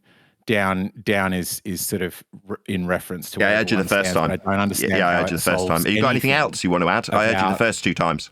Oh, I thought you were getting butthurt about getting interrupted. Yeah, okay. Do you want to just mutter at me, or did you want to accuse me of not answering you again? Maybe mutter through the answer. When there's no things producing air, if the pressure was being caused by the production of it, then you would have far higher pressure in the regions producing it. That's right. If it was being produced at such a low rate and something else was causing that stratification, then you would see that stratification regardless of where the air is being produced, and that's still on the table and just unrebutted. Just fascinating. Just go back to the word pretty down. Fascinating. What does this prove exactly? That it's not that the stratification of air, the high pressure near the bottom, isn't due to where the air is produced because where you go to see where the air is produced, it isn't in higher or lower pressures in laterally dispersed locations. Laterally dispersed as in dispersed with respect to a plane?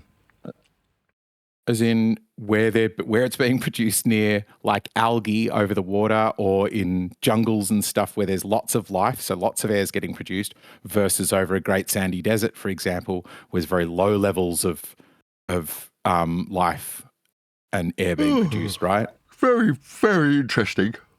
Anything else? It's a pretty simple point. I'm waiting for it. But it's fascinating, truly fascinating. Hold on, Eggs. I mean, if I was a truly... You get the point, Ruth. My bad, I'll just respond to this guy that just put a very long, elongated question that's now being responded to by somebody that isn't me. I heard him all 3 times that he said Maybe some of them can answer it. My bad. When I described the cyclical nature of gas dispersion produced at ground level by vegetation and organisms that produce gases, that wasn't sufficient for you. Meanwhile, Earth was definitely measured flat to describe this in any capacity. And that's really what I'm here for. But beyond that, fascinating dweeby stuff. Very, really interesting if you're a dweeb. Me, I'm not that interested in how gas disperses. Who cares? It's like doesn't really affect my life very much. I couldn't care less, in fact.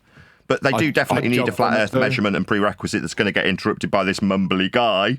While I point out how nobody's challenging the flat Earth prerequisites used to describe vectors downward or upward for dispersion.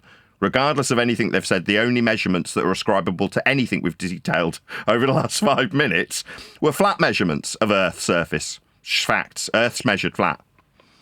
I guess if that's the only thing you can talk about, then we just pack it up and go home. Yeah, you can bugger off whenever you like, mate. You can bugger off now if you like. Nobody cares. Nobody knows who you are. Nobody knows who your name is. I'm responding to that guy. The guy that said we could pack it up and go home, I'm responding to him.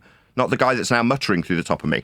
Yet you, I don't know what your name is. Nobody cares who you are. You can bugger off immediately. Nobody gives a crap who you are. Hold on, Nathan. This is an open. Yeah, probably. I don't care. It's not one of them shows where we start, telling people they're not worthy of contributing.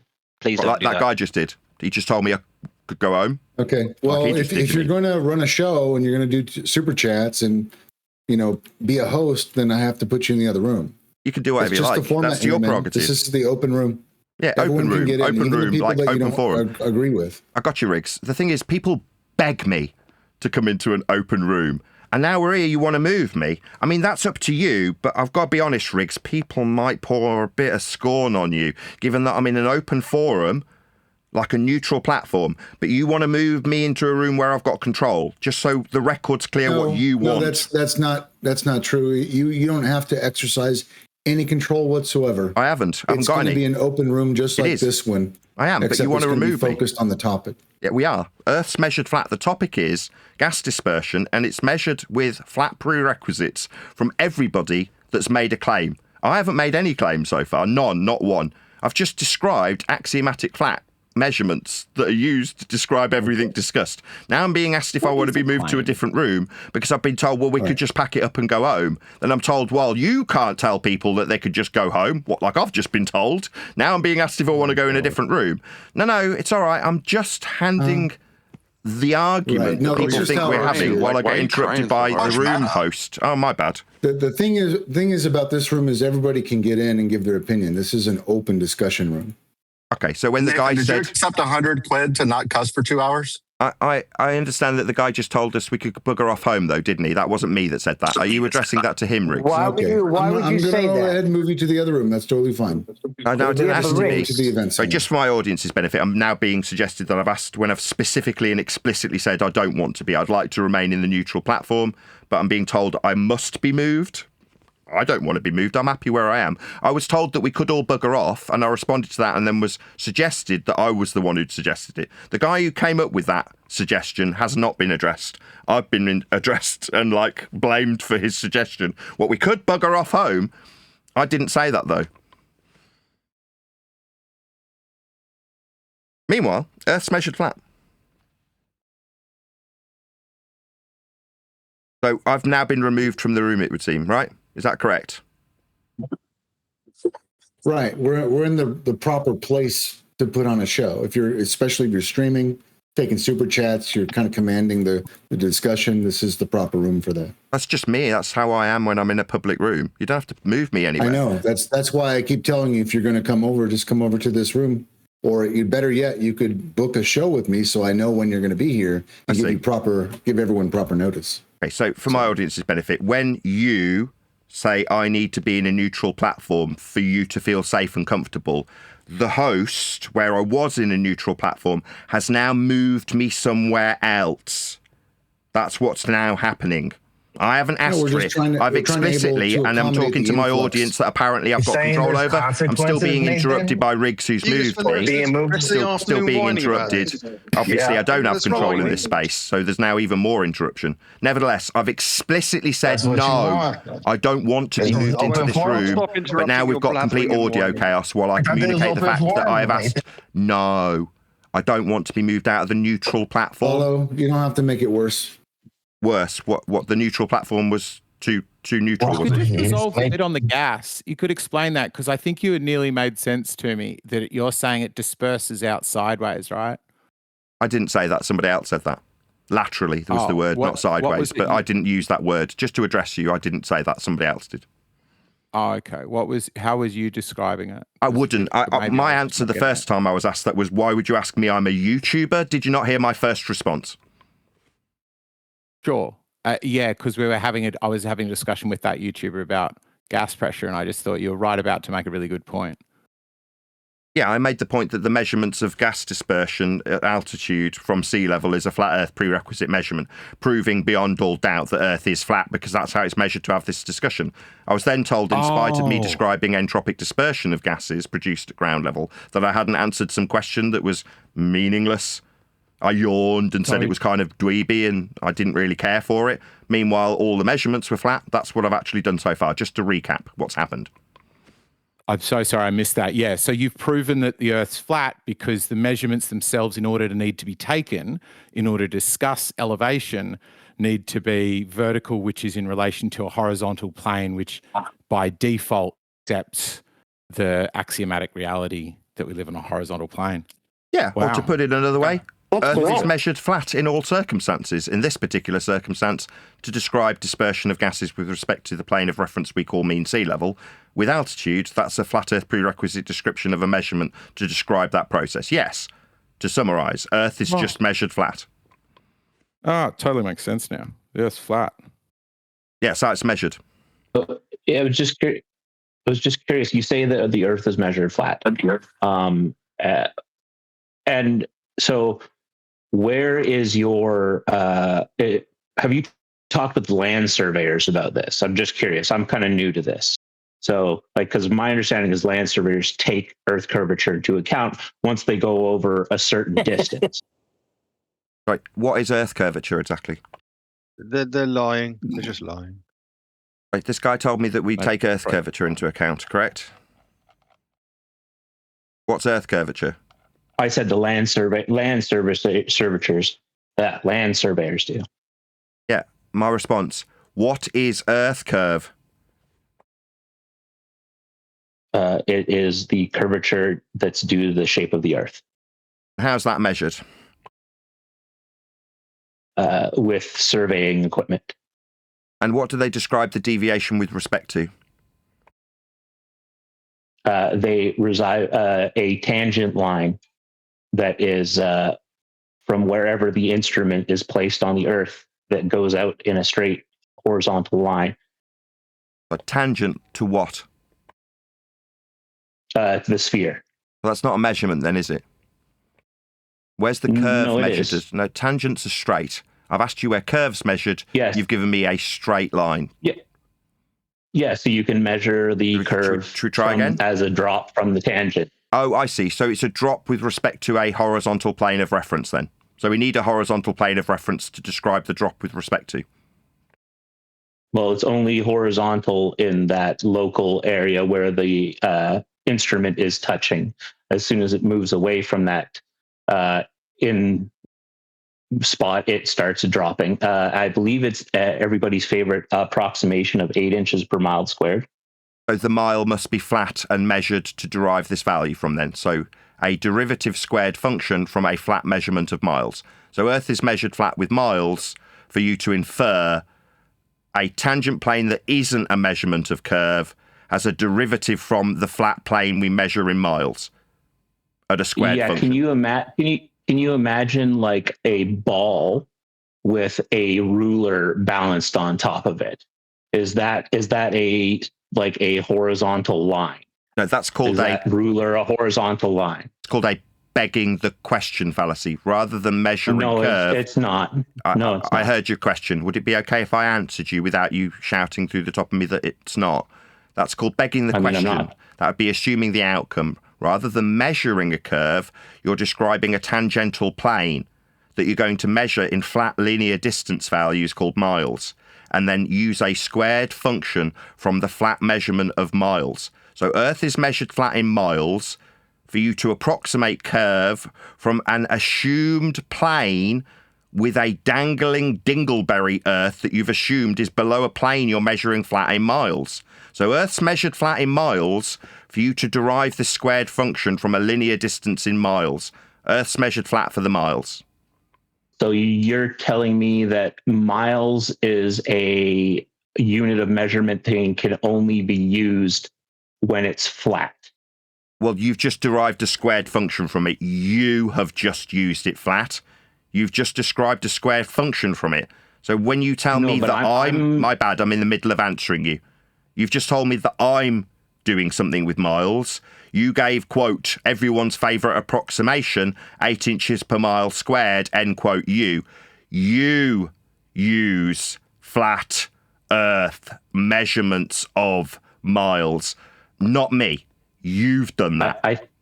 I think you seem to be on this flat Earth measurements thing. No, you are. Like no measurements are like flat Earth or sphere Earth. Measurements are just measurements. What, like miles, like linear miles of the surface? Those are measurements of miles based on Earth's surface being measured in miles. Therefore, the linear distance you, I'll say it for the third time, have appealed to for your approximation.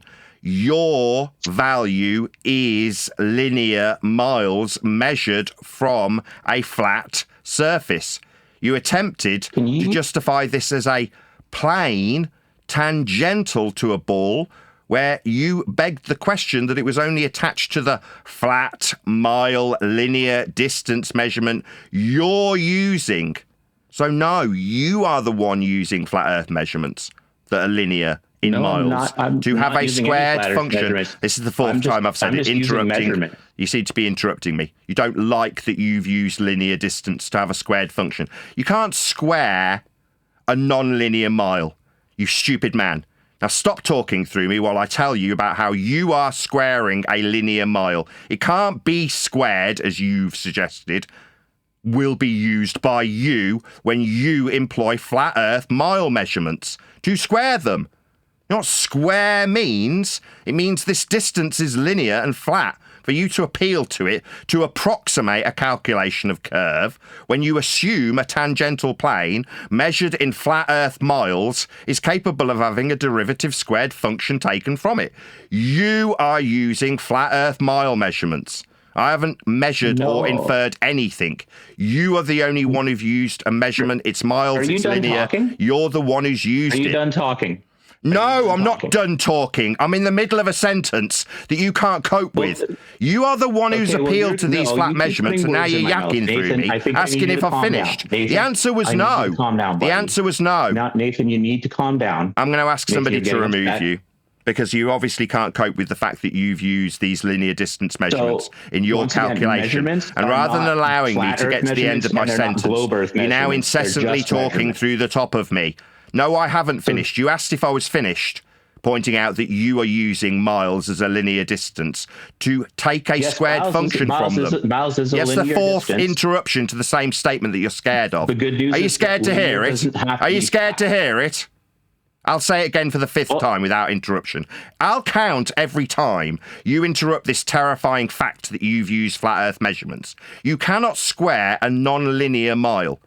You are appealing to a flat Earth measurement of miles. You've then projected that use that you are employing of a flat linear distance of measured flat Earth miles to square a function from them. I haven't measured anything. The only one using flat mile measurements here is you. You do know that all miles are linear, right? Yes, all miles are flat and linear. That's correct. Earth is measured flat in linear miles. That's correct. We're not measuring Earth curved in miles. They're all linear. They're all flat, or we couldn't square functions with respect to them. That's correct. You are measuring Earth flat in linear miles. This is not going to work, sir. You chat skanking through the top of my confirmation that you're measuring Earth flat in linear miles. Yes, I agree.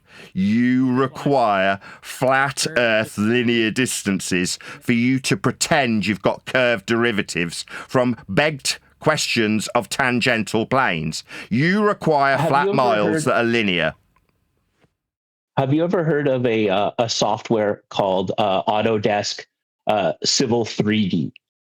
Sorry, I'm not a really adenoidal boring dweeb, but I do know that linear miles will be utilised by dweebs who have a squared function coming from them. Okay. Would you like to confirm that you understand, or would you just rather chat skank through every reply after asking about boring dweeby software? Do you think that we need constant audio chaos while I respond to you? Do you think we need to hear your voice through the top of mine while you ask about your boring dweeby software? Or would you rather skirt with this chaff and redirect attempt to skirt the fact that you're measuring linear distances in miles? Maybe I could be called a demon after this non-stop barrage of chat skanking over the top of the flat measurements he's used. So you're just going to chat skank through the top of me. I see. I don't want to talk to you anymore. You don't want to listen to my responses. You're talking straight through the middle of them. So I'd prefer not to talk to you anymore. People listening to Nathan Fucktard Oakley is hilarious. Just for the record, I was called a demon. Now I'm being called a swear word and being chatted through the top of constantly while I get to the point that Earth is measured flat. What's that you say? You do realise that all miles are linear, Nathan? Yes, I realise we only ever measure Earth flat with linear miles. What's that? Do I know about some boring dweeby software?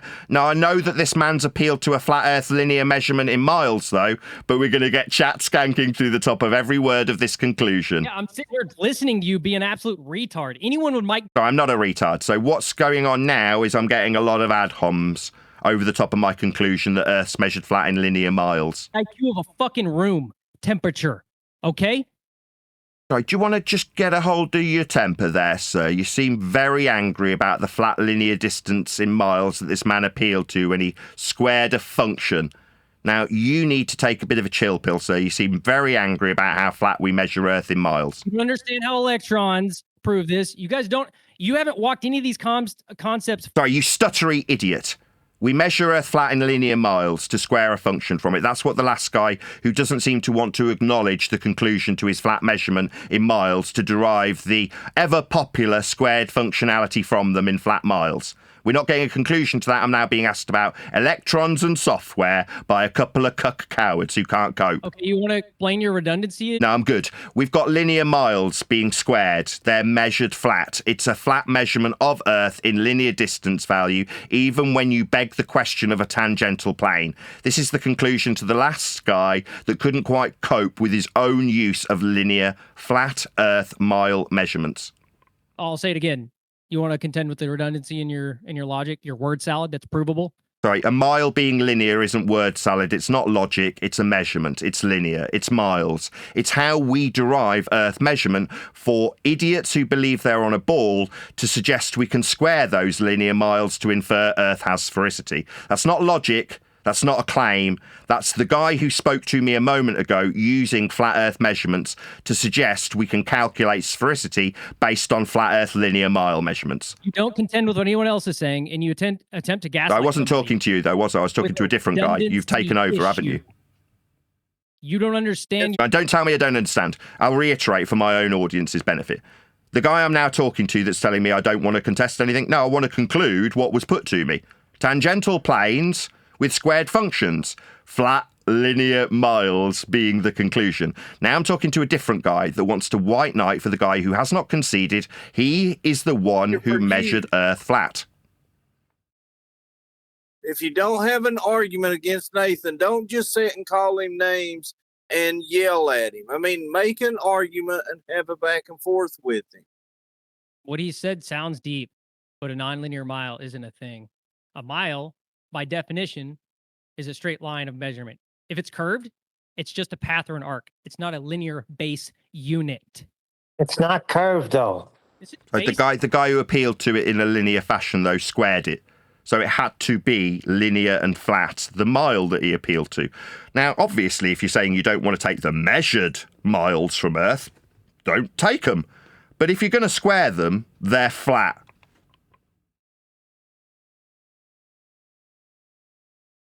Earth's measured flat in miles.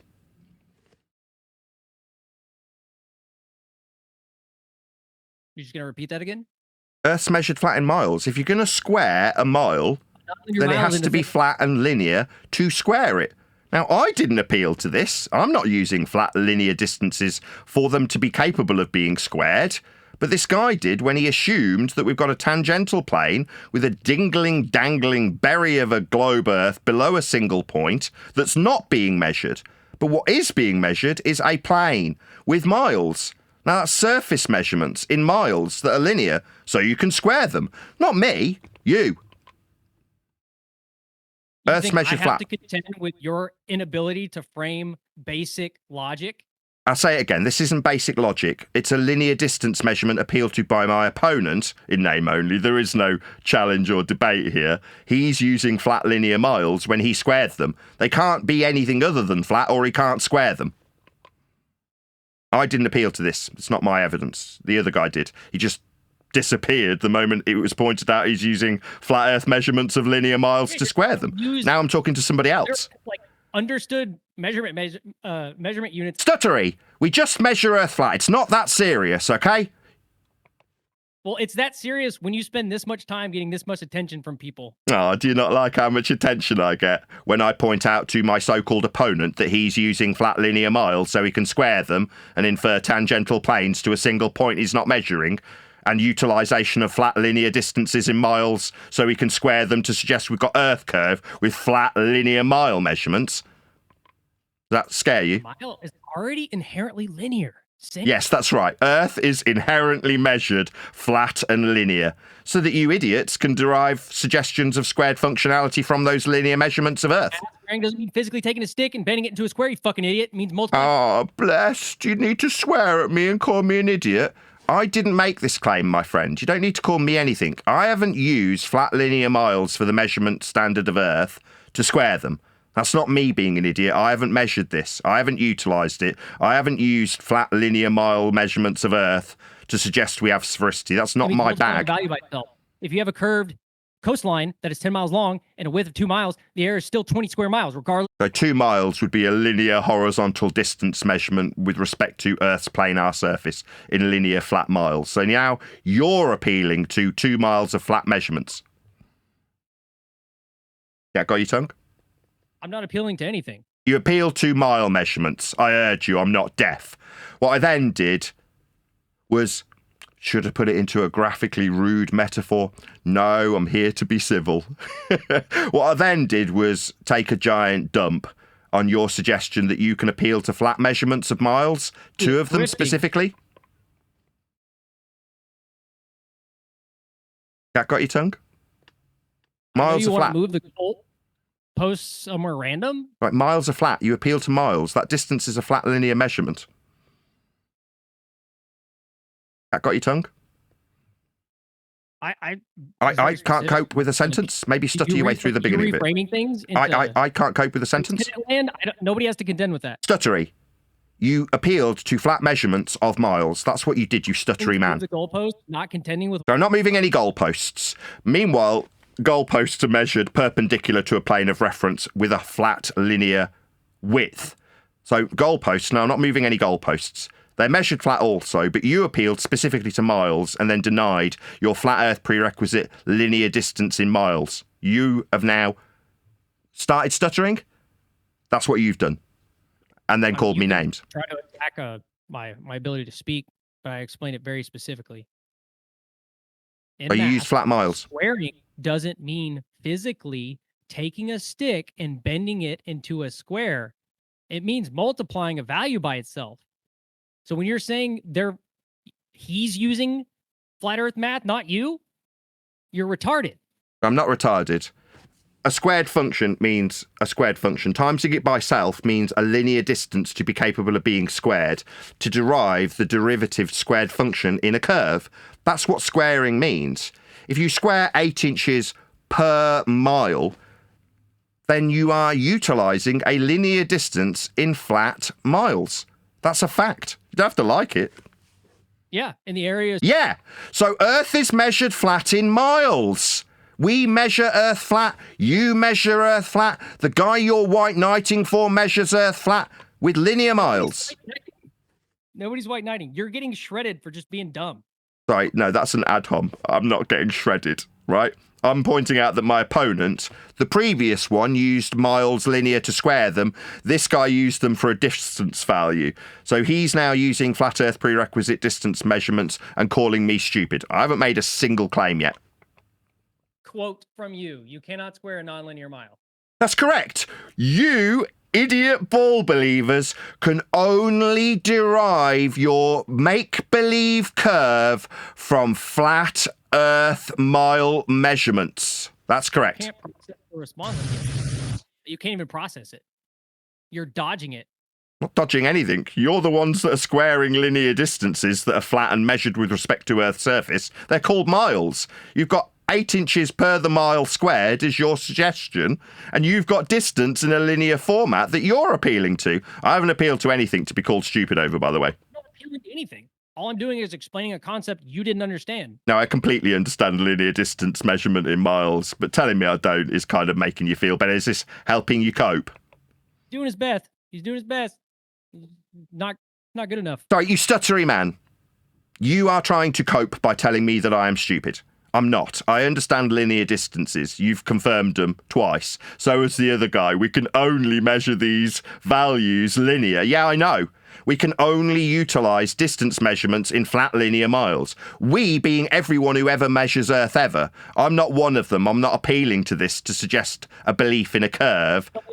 So the twists and turns. Yeah, Earth's measured flat in linear miles. That's correct. We have a curved coastline that is 10 miles long and width of 2 miles. Area is still 20 square miles. So square miles is flat. If you're describing an area of square miles, you are describing an axiomatic principle of flatness for it to be two-dimensional and squared in a mile that's measured linear. So squared miles are a flat Earth-only measurement. That got your tongue? You want to stutter so make him reply? We're not forced to be operating in flat Earth math. You are. You've just described square miles. That's a prerequisite flat description. It's two-dimensional. It's a square. It's got linear miles as the measurement. Just because you want to believe you're on a ball and simultaneously use these flat prerequisites doesn't mean that it's anything other than a flat measurement you're appealing to. Earth's measured flat in square miles. You're the one appealing to them, not me.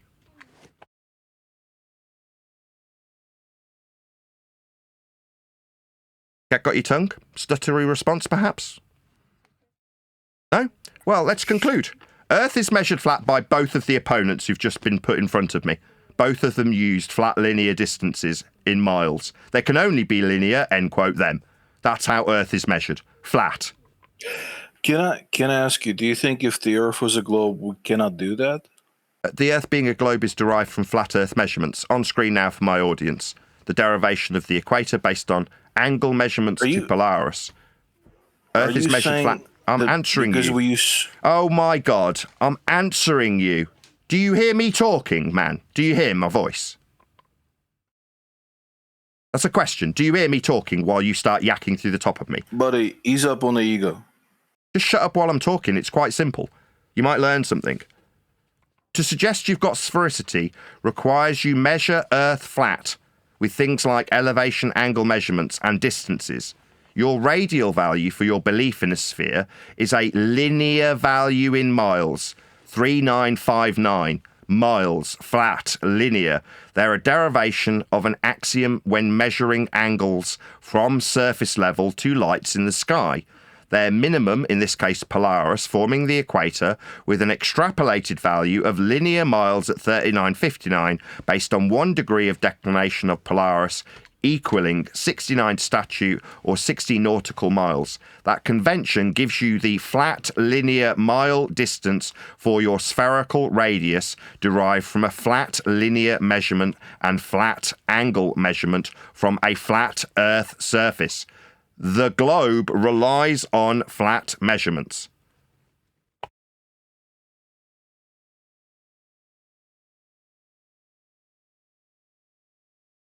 So if it was a globe, no, we've got a system that's global. It's derived from measuring Earth flat. It then bastardizes the flat Earth measurement and projects a pretty map onto the equatorial planes protractor.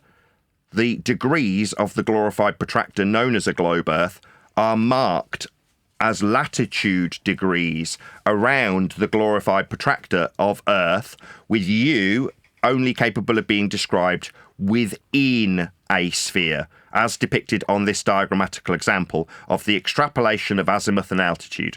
Earth is measured flat to create the sphere for people who are given a very cheap state education for free to believe they're on, when mathematically there can only be within a glorified protractor, not on the projection of the map created with flat Earth measurements, one of which is radius, as I just explained. You can call me a demon if you like. This was obviously very painful for a lot of people. No, it's very educational. But they're really using the enjoying it. measurements, Nathan. Yeah, they keep calling me an idiot when they use flat measurements and I point out how flat their measurements are. Sphericity, yeah, you need flat measurements for that too, for you to believe you're on a ball. You need to derive a flat linear radial value in miles based on flat measurements of angles. and extrapolations of a system with a convention called nautical miles. That's how you do it.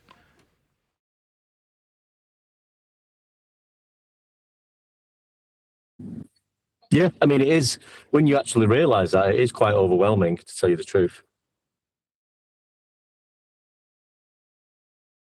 Oh, we could talk about some boring software. Maybe we could talk about gases spreading out. Shout out to Unitox Femi, says SA1000 curved meters make 1 kilometre. Thanks for the super chat. Any more for any more?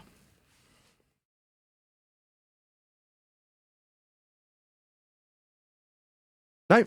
When you have a mechanism. Nope. What mechanism for what? For the gradient. For the grade, I've already covered this 5 times. You're a stuck record, right? No, you understand that the gases are homogeneous throughout the atmo, as it were, right? Did you say homogeneous? That's not correct. I think they're evenly distributed, do you? Explain my incorrectness, please. Well, they're inhomogeneous.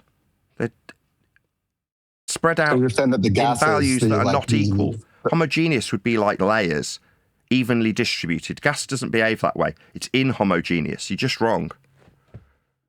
So the oxygen at Right, you're just wrong. You're not accepting. Okay, so you think we have nicely parceled up areas of gas in equal quantities when it's homogeneous?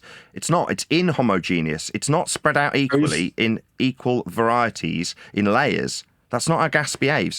It's randomly dispersed. Are you saying that the oxygen isn't 18% at sea level and at 15,000 feet?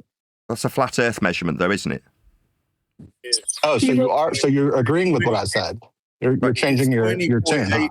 Right, I've already said that I couldn't care less about this. It's boring. But what I have said is, while somebody yatters through the top of me that's not responding to you, somebody else decided this is too painful.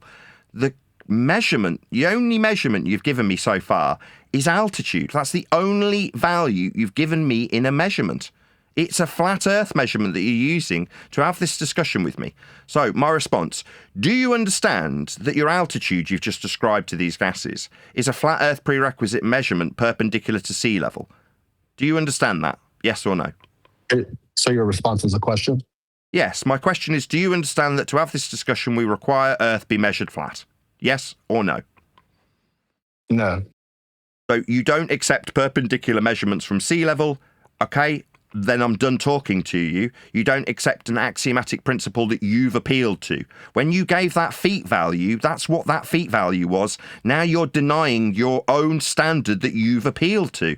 So I don't want to talk to you anymore. If you're going to say an altitude and then deny it, then don't talk to me. You're an idiot. Now that's me justifying calling this man an idiot. It's like saying, well, we've got 3 miles. Okay, so you accept that we've got 3 flat linear miles.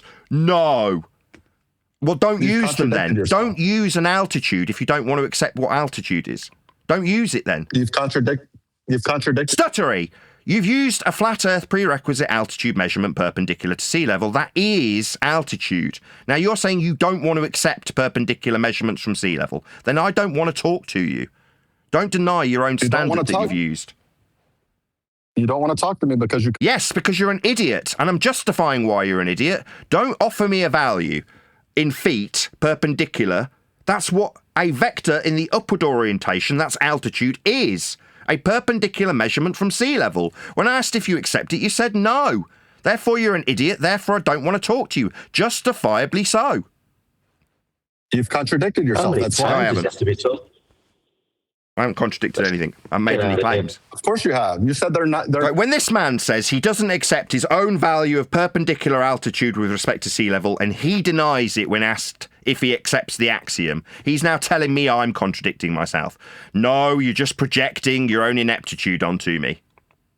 Quit chat skanking. No, I'm describing your contradiction when you deny your own flat Earth prerequisite altitude measurement you were asked about. That's you contradicting yourself and then immediately projecting something that I've made any claims to be contradictory.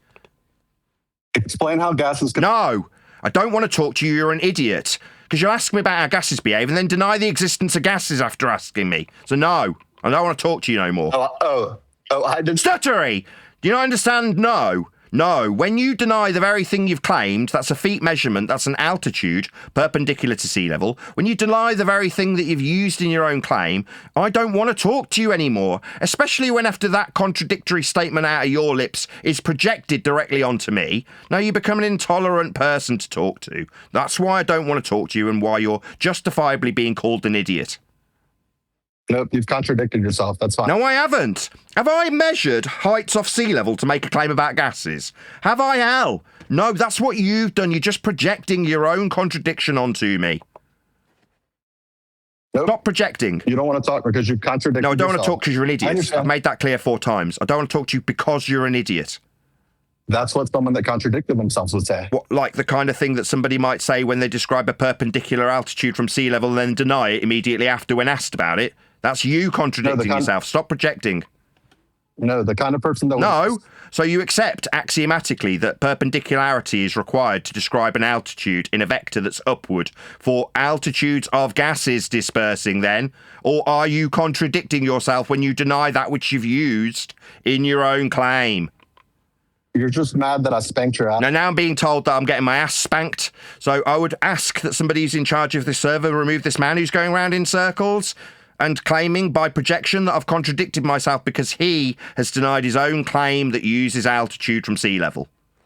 Go away. Last week and I'm done talking to you. Actually, I'm done talking to you. You're an idiot. So just stepping in here, if there's going to be badgering going on, we're going to have to make a call because we're not going to just accept that. So if you're going to have a good conversation in good faith, great. If you're going to badger, you may end up muted. Yeah. Don't claim altitude and then deny them, because you're going to be called hypocritical. Don't then project that hypocrisy onto me. Except Nathan can badger. We just can't. It's a show.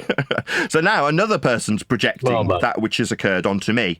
I haven't made a single claim. For my audience's benefit, I'm not making any claims. What I've heard put to me is a claim about altitudes with respect to sea level that have then been denied. And now we've gone round in circles about 6 times with the exact same thing, with me being called names. That's what's happening.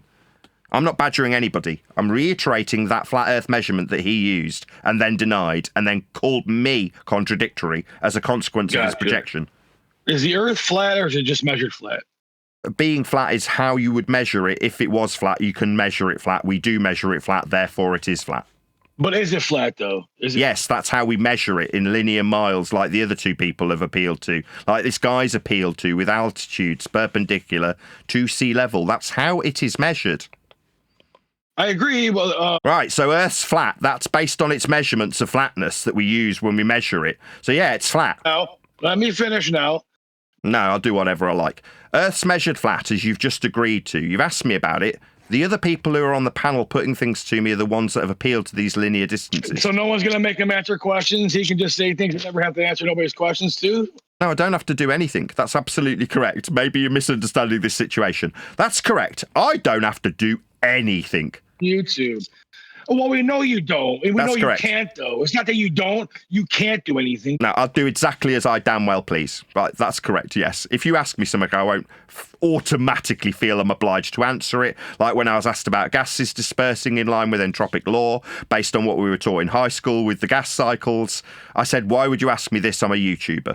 And yet he talks over everybody. You are a clown, dude. Listen, you're a YouTuber. You're a self-admitted YouTuber. You have no expertise in anything. Oh. Sorry, that doesn't change how a mile's measured. Me being a YouTuber doesn't change how my opponents have appealed to linear distances so they can utilize squared function to derive curve from linear distances. Why would I need to know anything when my opponents come to me with flat earth measurements? You don't know anything. Well, I know that they're using flat earth measurements. They're the ones appealing to linear mile measurements. So why would I need to know anything? People who are claimed to oppose me come to me with flat earth measurements. Lying to people on the... I'm not lying. The guy who came to me used linear flat earth mile measurements and altitudes perpendicular to sea level. I'm not lying about anything, but now I'm being accused of being a liar. Yeah, you are a liar. You are lying about everything. And there's no... I hope that's somebody from the server muting this person who's filibustering and claiming I'm a liar. I had to mute you, Rob. Yeah, Rob, if you're just going to sit there and call him a liar, that's not what this show's about. The show is about the the claims that are being made and addressing those points. Don't just ad hom, please. Exactly. So when somebody comes along and says, well, I can derive curve from a flat, mild, tangential plane with an assumed sphere dangling below it, and then when I derive the automatically assumed to be in existence at a tangential point ball below a flat plane that'll measure with flat linear miles, that's not me needing to know anything. That's my so-called opponents measuring Earth flat. I mean, Rob measured it flat using azimuth last week. Yeah, that's a different example. So azimuth would be the horizontality from north that you can ascribe directions like south, east, and west from in a degree. That's a flat Earth prerequisite horizontal measurement for directionality called azimuth. I don't appeal to these things. My opponents bring them. Yeah, everyone. I mean, I think it's really interesting, Nick. I'm just listening to you and the guys talking, and I'm keeping track of the conversations, and it does appear to me the guys who sort of appealing to that they live on a globe are giving you some measurements for that, which has got nothing to do with measuring a globe, like you pointed out. They will require linear, horizontal, flat measurements. You've not claimed anything. They're giving you flat Earth measurements to then try and describe that this is their measurements of a curved Earth. One deck. Really miles are described linear, one deck. No, they're not. Oh, okay. I'm unmuted, sorry. How much do they deviate? Do you want to give me a value and tell me what they're deviating from, please? You wouldn't know anyways. You're just a YouTuber. So you're the one who made the claim. So I'm asking the person, the claimant, you in this instance, what the derivative is from. What are they deviating from? If you say miles bend, what are they bending with respect to? And what rate are they bending at? I'm asking you, the one who's made the claim. You don't know, do you? You haven't got a word to back up anything you've just said.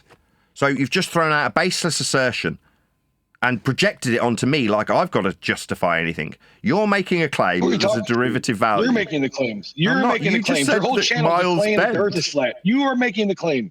Your whole channel, your whole life is based on a claim. Don't ever say we're making the claim. Okay, what claim did I make? The Earth is flat. That it's measured flat. It's not. Yeah, that wasn't a claim I made. That was somebody on the panel deriving curvature from linear mile measurements. Stop saying that we're, my God, can a moderator get a hold of him? I'm responding to him. He's told me incorrectly that I've made a claim. Knock it off, Rob. Do you want to knock it off? Just get a grip there, Rob. It's okay. It's going to be over soon. This is what you want. This is what you want for your little clips. No, I didn't want anything. I didn't derive a value from a linear mile to square it.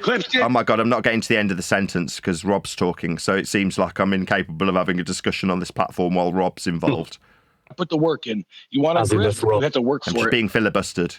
My responses aren't being heard because you're talking straight through them, Rob. I haven't claimed anything. Your compadres have derived squared second, third attempt. Moderator, please can you help me, moderator? It seems like I'm not being tolerated to explain that which has been put at my doorstep that I've made claims. No, I haven't claimed Earth is flat. The people who are this man's compadre have derived flat measurements to infer squared functions from them. They're the ones, that's the fifth time this man's interrupted the same rendition. Fifth time. What's happening, ladies and gentlemen, is these people are absolutely terrified of the words that come out of my mouth, so much so that they must mute me in the middle of saying them. So what Rob is now doing is utilising, now my own panel's doing it in the middle of this sentence, now Neil's doing it. Is talking straight through the middle of me. Like, what I say isn't true. So what am I going to do? I haven't made any claims that require miles be linear to square a function from them. That's not my claim. I didn't claim flat linear miles to derive squared function from. That's what the bull believers have done, not me. They're the ones using flat Earth. They need it to be flat for the miles they're using. Wow. You are just a YouTuber, but we are Discorders, says Unitox Femu. Very I just good. wanted to say that they're the ones bringing the 8 inches per mile squared into the conversation. Exactly, Neil. They're the ones that need Earth to be measured flat. I'm being told I'm making that. No, I didn't appeal to flat Earth only linear mile measurements. I didn't do that. I pointed out to the person that was using them how they couldn't be squared unless they were linear. And then some other guy started piping up and talking about distances and altitudes instead of the guy who appealed to it originally conceding how flat he was measuring Earth. Now I'm being told that's my claim. No, that's definitely not my claim. You need a flat Earth. You're the ones appealing to it. Wow. I think this is amazing how you're doing this, Nathan. I try to stay calm. I just can't do it, dude. I want answers. This guy won't give anybody answers.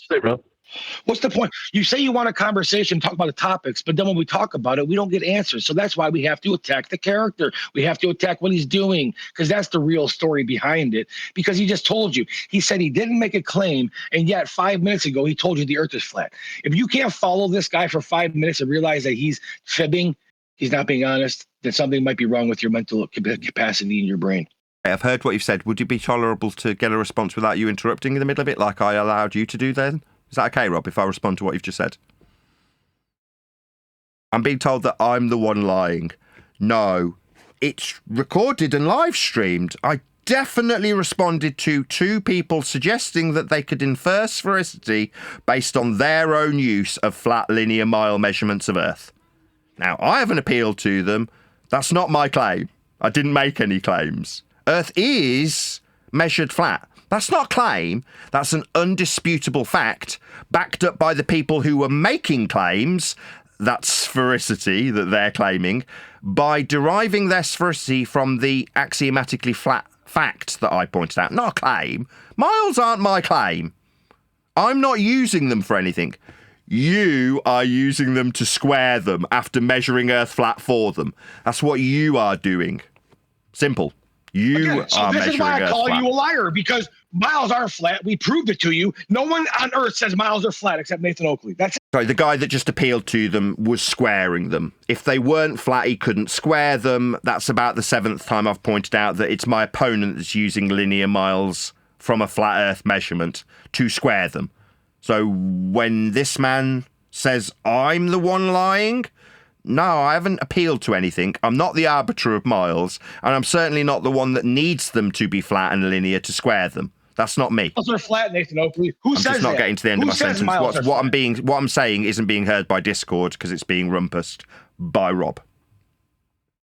Oh, stop it. You're a rumpusser, dude. Now, what I've got, Rob, is an audience. So when you decide that you're going to filibuster through the terrifying facts of your compadres requiring flat Earth miles for their claim that Earth's a sphere, the facts in the matter are flat Earth miles. That's what's being appealed to. It's the only measurement that will be used in 8 inches per mile squared. The per mile that's flat squared is a calculation. The measurement is the mile. It's flat. I wasn't the one appealing to it.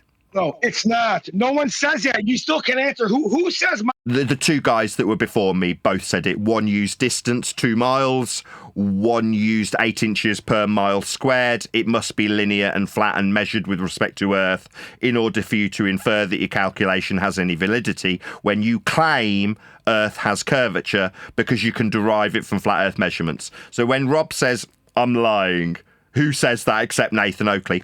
In this instance, I haven't said it at all. I've pointed out that the 2 people prior have specifically and explicitly used flat miles. Again, what I've said wasn't heard by the Discord server, but can be heard by my audience as Rob filibusters through the top of the devastating facts in the matter, that he's lying about me. Rob is actually lying about me, saying that I'm the one who's made this claim, when it is ipso facto 2 bull-believing clowns that have used flat Earth measurements, one for a distance and altitude perpendicular to a plane at sea level, and one for a squared function. That's 2 clowns making claims using actual measurements of Earth's surface in miles. These facts aren't being heard by Discord because Rob's just interrupting them every time I say them. Cowards. Any more for any more? If not, I'll just conclude. Excellent. With that, I'll say Earth is measured flat by by everyone who ever appeals to any Earth measurement ever. There are no exceptions. To create a ball to back calculate that ball into existence, you require Earth be measured flat. To extrapolate the suggestion of tangential planes with respect to linear mile measurements with squared functionality derived from them as an average, you require Earth be measured flat. What I will say, however, is if you are watching this on either Nathan Oakley 1980 or Nathan Oakley Premiering streams, stay tuned as there will be an after show to follow.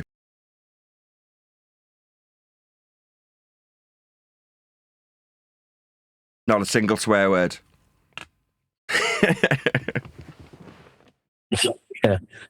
Yeah, you did well, mate.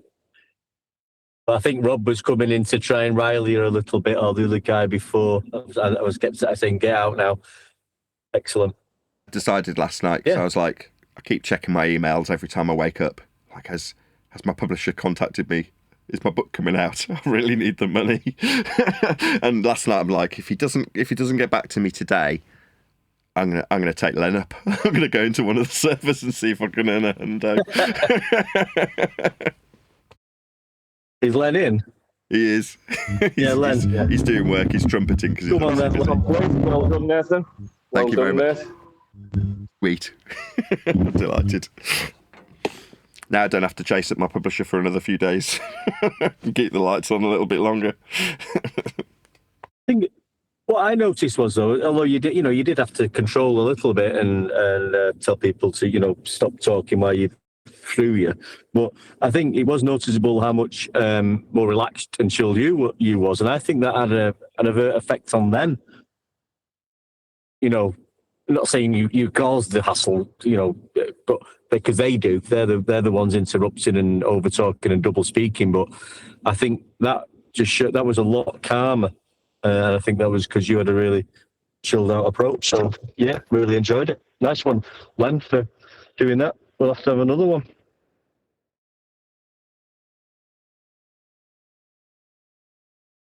I just want the book to come out. I want to be in there constantly plugging it, right? Rather than, I wanted to I'm like, oh, well, the hill to die on is measured off a flat plane. You can read all about it in my book. That's what I want to really be doing if I'm ever in there again. Damn, guys, I missed it. What happened? I saw Nathan in Worldwide Debates, and there was a challenge on the table to see if I could go in without swearing at them. So that's what I've done. Just to see if I could. I was pretty confident I could do it. I almost pinned one of their heads into a pillow and metaphorically did things to them, but I refrained. Well, it's tough when they immediately call you a demon and want to put you in another room.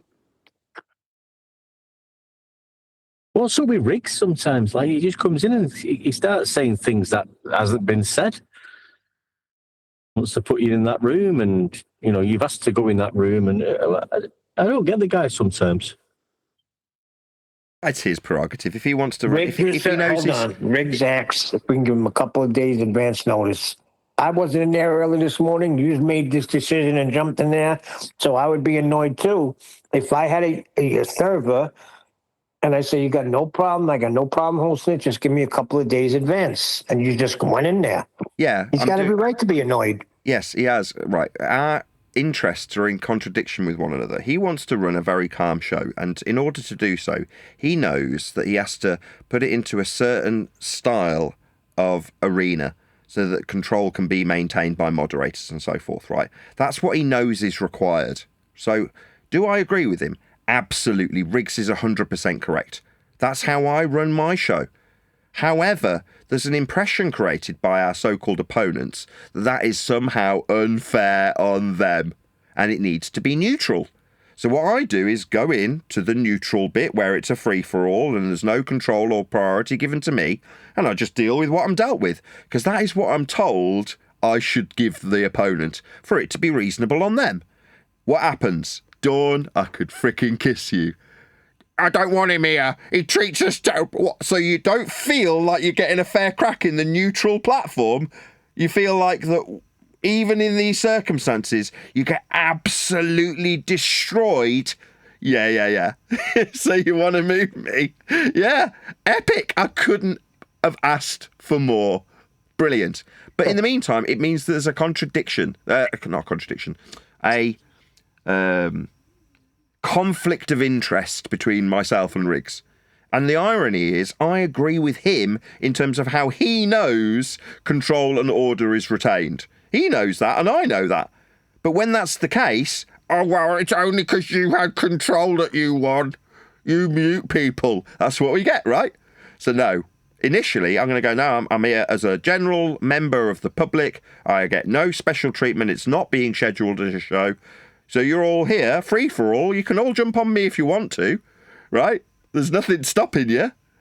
But then they look terrible when they get their asses handed to them, don't they? And they don't like that either. In fact, that's worse. They look worse.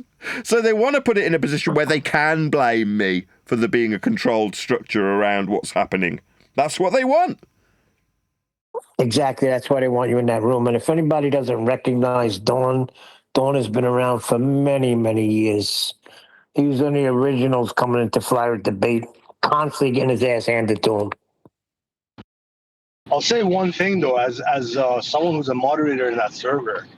So the way it was explained to me is the live debate is like a fair kind of like, you go in and everyone gets to talk and all that. If you go to the Coliseum room, if you're a content creator, you usually run that channel how you want. So if Nathan were to go to that channel, he could moderate it how he wants. Now, as far as a notice to go in there, I guess it would be nice on the server's owners to get that. However, Nathan doesn't need to give notice to anybody. He's the star of the show. He can go anywhere and people will tune in. So, oh, thank you.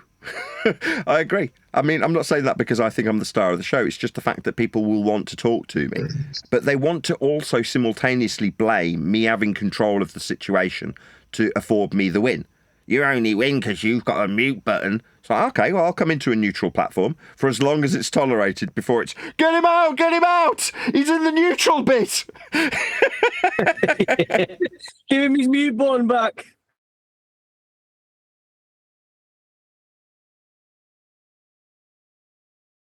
So if you left because of moderation, I mean, is that the reason why you left, or?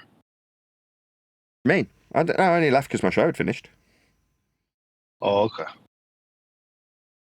I think if Nathan just went in because he's got that room, I don't know how that's viewed when you go onto that server, or does it have to be announced that Nathan's going to be in on Thursday in his room? That's what they want, right? And I don't blame Riggs for wanting that. That is perfectly reasonable, and I'm defying what he wants. Now, he's probably pissed off at me, but I don't care. If you want me in a neutral platform, I'll go in the neutral platform. There's no debate to have anymore. So it doesn't matter where I am. And I want to make that abundantly clear, that even when I'm in a neutral platform, when everybody's got a free-for-all, they can all speak whenever they like, in other words, I don't have control of the mute button, they still lose badly and want to just suggest that, well, you are a demon when you come here and absolutely destroy us in a neutral platform. That makes you a demon. I couldn't make it up. Thanks very much for making my point. I think what he's on about, though, like, because, in that room, there might be, I don't know, so many people. I mean, some of them might want to talk about birth certificates and, how much your birth certificates were worth on the financial market and stuff like that. So if we're in there talking about, our Earth's measured flat, they're not really going to get a chance to come in and say and talk nonsense like that. So I think what Riggs is saying is go in your room, and whoever wants to pop in and talk about the how Earth's measured, that they will be the only people in there to discuss that topic, because other topics get discussed in there, don't they? Like I've just said. Yeah, but it's fair enough. Yeah, but How else can I achieve the suggestion of being in a neutral platform unless I do it that way? That's the only way I can achieve the ends that I'm being demanded of. Oh, well, you only win because you're in a platform that's controlled. Well, no, definitely not, as is the case. You'll squirm so badly that you'll cry for help, like Dawn did today. Absolutely epic. I think, though, when we say it's just another room, it shouldn't be a room where it should still be a neutral room, but another room. And it should be made clear that it's a neutral room in the other room. There's no because such thing. This is the topic going on. There is no neutral rooms. Right, somebody somewhere is going to have a bias. Here's the thing, right? Here's the thing. So, as much as we say it's a neutral platform, as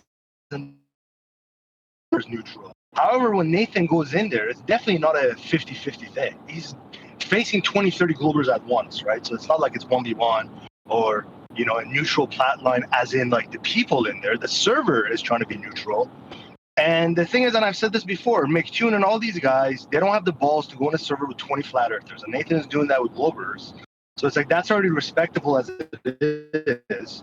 Now, that being said, the Coliseum, as I said, that room is supposed to be quote unquote neutral, right? So. Exactly. So what does it demonstrate? I'll more than happily go in a room that's got 30 ballers in it, where they all pile on me, mute me, talk through me, suggest I'm a liar, call me a demon. Right, that's unbiased, is it? No, it's very biased towards ballers. In that particular instance, they outnumber me massively, right? But will they come in my platform that's biased against them? Absolutely not. They're all complete cowards. They wouldn't dare. Why? Or because he's got a mute button. What, like the one that I have used against me in the baller platforms that are biased against me with dozens of ballers shouting and talking through me, calling me a liar and a demon? That sort of unfairness. Well, I can cope with it. That's what they call neutral, by the way. When I'm being chastised, called a demon, told that I need to be removed, that I shouldn't get away with demeaning them and using their own evidence against them, basically winning. That's what they think is neutral. No. It's definitely not neutral. It became neutral, almost, at the point that there's moderation. And I can actually say to a moderator, can you appeal to this guy to shut up? And when they do and he doesn't, they can shut him up themselves. Then I don't get blamed. That's neutral. So you could say that when they moved me into a room, it was almost as neutral as you could possibly want. Yeah, you get to make your point. If I'm not making airwaves clear for the person to make their claim, I'm sure at some point I'd get told off, right? No, you need to hear the question. You just filibustering the question so you don't have to answer it, would be the eventual response from a moderator if I didn't allow the questions to be heard. But I do. But what they call neutral, which is very much biased towards the globe, is what they really want. No, come on, unbiased towards Flat Earth, very much biased towards the globe platform, so we can call it neutral.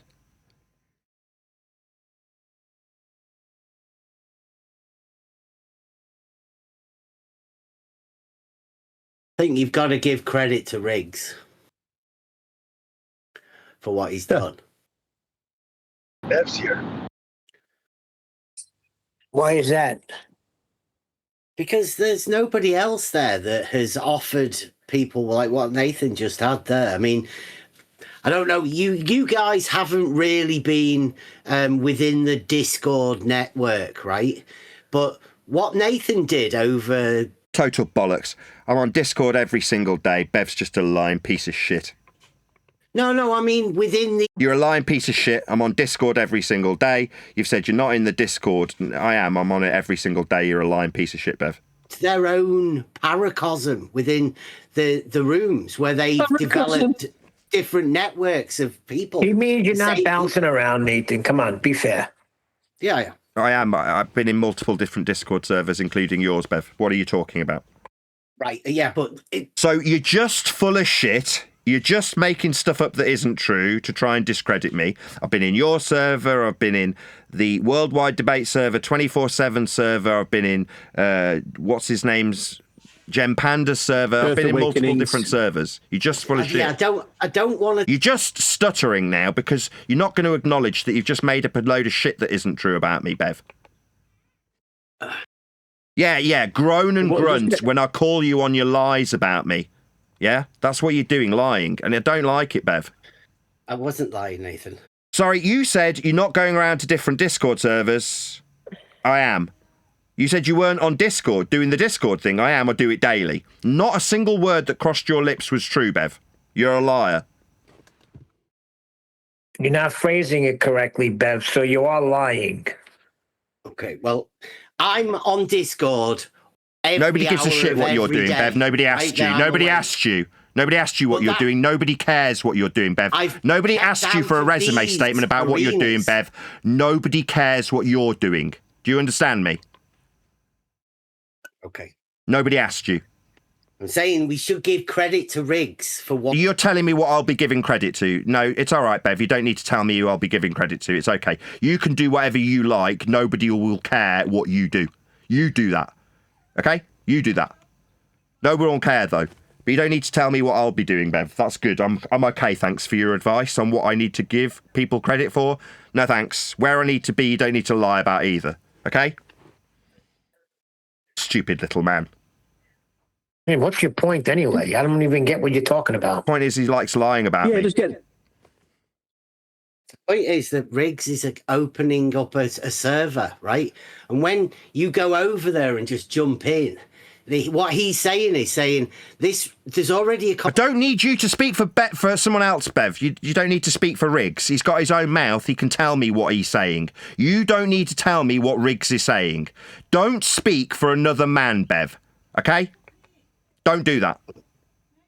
Neil and Wandek could also don't speak do for other men. Thing. Do you not hear me? Are you deaf? Are you deaf? And make Are you deaf? a show of Are you their deaf? own. Are you deaf?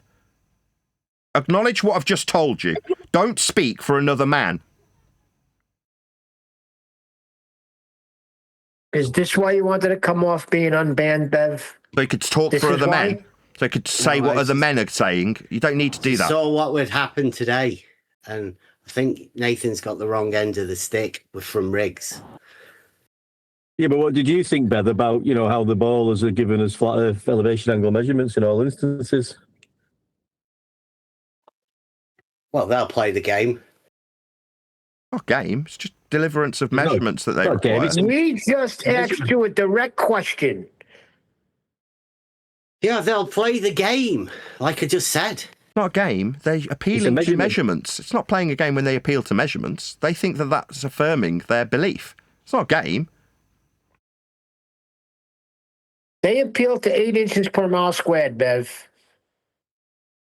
I've never heard anyone mention that other than flat. Oh, really? Well, then you weren't paying attention to the two people who literally went through it only about 20 minutes ago. I saw your name there while they were doing it. So you're lying again. See my name there? Yeah, I did. I wasn't in that room. So how do you know what Riggs would be feeling then? So let me get it straight. Caught him. Gotcha. So you think you can express an opinion on how Riggs should deal with my being there, even though you're now saying you weren't even there? Is that correct? I was listening to you on YouTube, Nathan. Oh, so you were definitely there then? So you were there experiencing it via YouTube? Nathan. So you were experiencing it then via YouTube? I was in on the level. We were watching it live on YouTube. On my channel? Watching your YouTube, yes. Yes, that's because you like watching me, Bev. Yes, I understand. Yes. Yes. Nobody gives a shit what you're doing. I hope you appreciate that, Bev. I'm one of your best watchers. I was in 0.04% of your top watchers. What are you saying? You're a bit obsessed with me. So yeah, he's definitely a loyal viewer of yours. He's tuning into your show every day. That's for sure. I'm flattered. Well, like we were trying to have a conversation with Bev, then it's interesting, Bev, how it's the tables have turned. Like you say, Nathan's not making any claims; they're just giving him flat Earth measurements. The 8 inches per mile squared, sea level, when you say the altitude. Earth is measured flat, I think you said you didn't hear anybody using 8 inches per mile squared, but you did hear them say it on YouTube, then, Bev, right? Can we get that lie? Can we get that lie cleared away? I heard you say it. You said you didn't hear anybody say it. I said you were in the server listening. Then you said you weren't in the server. You were listening on YouTube. So you did hear two people use 8 inches per mile squared. You just lied about it, then, correct? No, I heard you use it. I didn't hear them. No, I'm not a baller, Bev. I'm not claiming 8 inches per mile squared. You're just lying about me again. I wouldn't make that claim. I'm not a baller. I didn't make that claim. My opponents did. You're just a lying scumbag misrepresenting what's occurred because you've lied about hearing it. Yeah. You heard two people use 8 inches per mile squared. That wasn't me, Bev. You're gonna shame the devil, you bloody liar. You said you didn't hear anybody say 8 inches per mile squared, even though you were watching it happen on YouTube. You're a liar. No, Bev. We asked them for their curvature functions, their measurements. They gave us 8 inches per mile squared. Like when this topic first came out, they went to the 8 inches per mile squared. Yeah. And we held them to task on that. Yeah, Bev heard it when he was watching on YouTube. He's one of my biggest fans. He was watching it, he heard it, but then he denied it and claimed I'd said it because he's a liar. And what happened was you brought it up. You need your white knight, Bev. Your white knights come to sort out your lies, Bev. White knights come to help you, Bev. I heard it too. Yeah, white light. I heard it too. White knight. So he wasn't white knight. saying he wasn't White knight's lying. helping you, Bev. You coward. Complete coward. I don't care about the white Can't defend yourself, can you, Bev? Nathan. You need this cuck to help you, don't you, Bev? You need this little cuck to defend you, don't you, Bev? When you're caught lying about not hearing anybody saying about 8 inches per mile squared, you need a lot of people have your cuck white knight to serve you a little bit of freedom from your own lies there, Bev. Is that what you need? It's funny how this 8 inch per mile squared is a flat Earth measurement. Wait. Are we still connected to Rick's server? No, we're in our own now. Oh, okay. Well, by our own, I mean whatever Divergent Droid server is, the one that we're normally in. Bias one or not? Neutral? Yeah. So it is good now that everybody, even on the globe side, is realizing that their globe measurements are flat measurements. Yeah, the ones that Bev heard and then lied about hearing and said that I'd said them when he was watching me on YouTube, respond to people who'd used them, that he lied about hearing. He's a liar. Bev's a liar. There's no other words to describe this man. And when he gets caught lying, really, he has a little white knight come in and defend him. He's gone silent. He hasn't responded to me pointing out that he's a liar. He said he heard me use 8 inches per mile squared, even though he's one of my so many percentage points. Now I'm hearing this guy talk through me, his white knight that is defending his honour for his lie. But you heard on YouTube then, Bev, that they used a linear distance to square. You heard it when you were watching, right, Bev? They responded to you. I'm going to shut this man up. I'm going to shut this man up and see if Bev can cope without Edibear's white knighting for him. What I said, Nathan, was like an you stuttery little man. Hey, Bev, you're a liar. Yep. Yet you heard the men use the linear distance to square it then when you were watching. Or a hectare. Sorry. Or it's flat. Square hectares areas, are flat. Right? Yeah, mate, you lied about hearing it. You said you're one of my biggest fans and you'd watched it on YouTube, but you also simultaneously said you didn't hear anybody claim 8 inches per mile squared, no, I said only you, Nathan. No, you heard two people claim it that I responded to, Bev. That just makes you an unequivocal liar. Like a scumbag, a lowlife, a man who makes stuff up, a liar.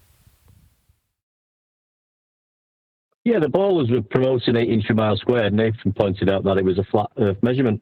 That's right. Bev heard it and then lied about it. Said he didn't hear it or he heard me saying it. Do you know any liar. of the short numbers? Right, you're not going to admit to your lie. Do you know any of the short numbers? Like, I just want to see if we can converse with you reasonably or not, Bev. If you're a man, you'll admit that you were lying about not hearing something you specifically were listening to on YouTube because you're my biggest fan. Liar. Yeah, I heard you say it. No, he's a liar. So I'm going to remove this man. He's now doubled down on his lie. No, I don't claim 8 inches per mile squared. That's a baller claim. Two people put it to me on the show that you were listening to. I didn't claim it. And again, for the second time, you've lied about me. So, Bev, get lost. Don't want to talk to you anymore. Get lost. It's a shame why people can't just come on and have a reasonable adult conversation. Yeah, he knows. Lie. He knows what they said. They were talking about curvature. You know, we don't have to get angry and fight. I mean, if you just be real with yourself and talk and be truthful, right? We all heard the show. They're claiming 8 inches per mile squared. Nathan's pointing out it's a linear mile, a squared function, nothing to do with curvature. Right. That's what was put to him. I mean, we all heard it. Right, put to me. It's like saying you. So when you say, hold on a second, Neil. So put to me. No, Bev just said that I was the one who was claiming it. Heard me say it, end quote, Bev. So he's just a lying piece of shit, isn't he? Let's be honest. Yep. It's like saying, I heard you say gravity. Yeah, I'm not making that claim. I don't claim 8 inches per mile squared, but Bev's got to misrepresent people. That's what scumbag liars do, and that's all Bev is, a complete scumbag. Total liar. Not worth talking to. Has no credibility. Misrepresents and lies. That's all he can do. When he does, he gets some little cuck to come and defend his lies that he's telling. Just saying it's a shame, really. I mean, I was hoping he was coming on and he was going to be pretty reasonable. Yeah, I would like ban Bev from the server. I don't ever want to talk to this man again. I'm not going to talk to people who misrepresent me and double down about their lie when they're called on it. So yeah, I'd like Bev banning from the server. I don't want to talk to disingenuous liars who misrepresent things I say. Don't want to talk to liars. He's not worthy of my time. So yes, re-ban him from the server. I never want to talk to him ever again. Don't lie about me. Don't suggest that you're not in a server listening and then say, oh, I was watching on YouTube when you've denied hearing my opponents put things to me that you say I've claimed. That's just an outright lie. Doubling down on it is getting you banned, Bev, just so everybody's clear why I'm asking for Bev to be banned. I don't want to engage in scumbag, disingenuous, low-life liars like Bev. What Bev heard you say is what you said, that 8 inches per mile squared was a linear mile, and it's a squared function. It's got nothing to do with curvature. That's what he heard. Yeah. Now, in response to it being claimed by someone else. Exactly. Bev's decided he wants to lie about that. First he lied about hearing it at all, then he heard it and it was me saying it. Total scum. If you are subscribed to Bev, why? You like liars? Don't really understand. Just remove yourself from his presence. Don't be around liars. On YouTube, Nathan. On YouTube, I heard it. Yeah. So he was getting out of the lie about knowing what Riggs had said. Oh, well, no, I definitely know what Riggs has said because I watched it on YouTube. Oh, so you did definitely watch two people claim 8 inches per mile squared then? All right. But that's me claiming. No, you're just a liar, aren't you, Bev? You're going to lie everywhere you possibly can. Scumbag. You can't do fuck all with 8 inches per mile squared. Listen, we gave them a shot. And they still reacted and acted the same way, and they're trying to freaking what's that word? Besmirch the Vikings character by claiming that he's lining up with Ether and freaking Witsit, and they're just here to freaking try and bring people down. Tell lies about people, basically. Yeah, just lie. Down, you say, Neil. Down, you say. Yeah. You're going to die on that hill. So, I wanted them in here so they can hang themselves. And they did. The thing is, Nathan, we've been on worldwide debates twice now. One last week, this week, whatever. Right. Nathan's approach on both them times, even though the first time, people said, the RC much angle was a bit too much. But, in both scenarios, Nathan didn't go in there making any claims. He had claims put to him, and he pointed out how every claim that was put to him was in relationship to a flat earth measurement. That's all he's done. That's all Nathan's done. Yeah, well, all they have is to lie about people. Like, they went after the Viking for some reason, and there were screenshots sent to me, and it wasn't the Viking. It was somebody using his icon and trying to say, look, he was over there. Look, he was over there. Have you ever heard his voice? He's a spy. So they're just liars. They lie about people instead of coming in here, sneaky claim about 69 nautical miles or stature of miles means pi equals 2. He wants to call people a liar and making claims about people that are not true. I mean, Bev should have just been thinking, well, it's a bloody good point, that, Nathan. This 8 inches per mile squared, which has been overlooked for some time. Not that we've been overlooking the Earth calculator, measured from surface level and line of sight parallel with a depression angle. All measurements have always been flat Earth, going back 2,000 years to Eratosthenes and Al-Biruni. Yeah. So everything that we're offered for a globe, we now can say, well, that you're not talking about a globe or curvature measurement. You're talking about how Earth's measured flat, and Nathan's doing it in such a brilliant way at the moment.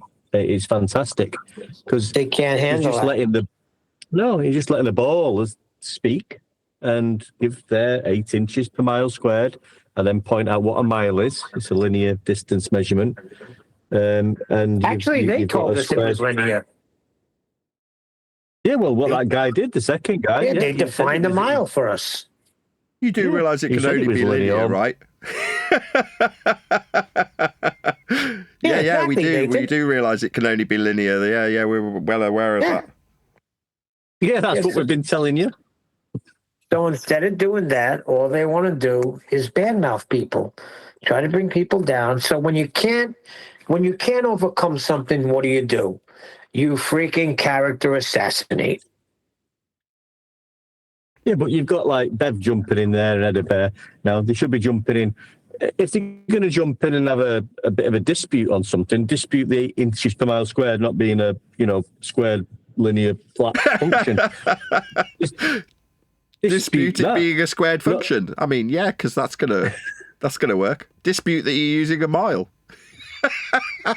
They've got absolutely nowhere to run anymore. That's the reality, isn't it? Everything that they have ever used to infer their sphericity required them measure Earth flat first. They absolutely hate it. Because they've then got to deny their own use of their own axiom. Oh, well, yeah, I'm going to square the mile. Right, so it's got to be linear, it's got to be straight, it's got to be horizontal for you to square it. No. Yeah. What are you going to square it? Well, you're going to square a non-linear mile? I don't think so. Do you know what a square is?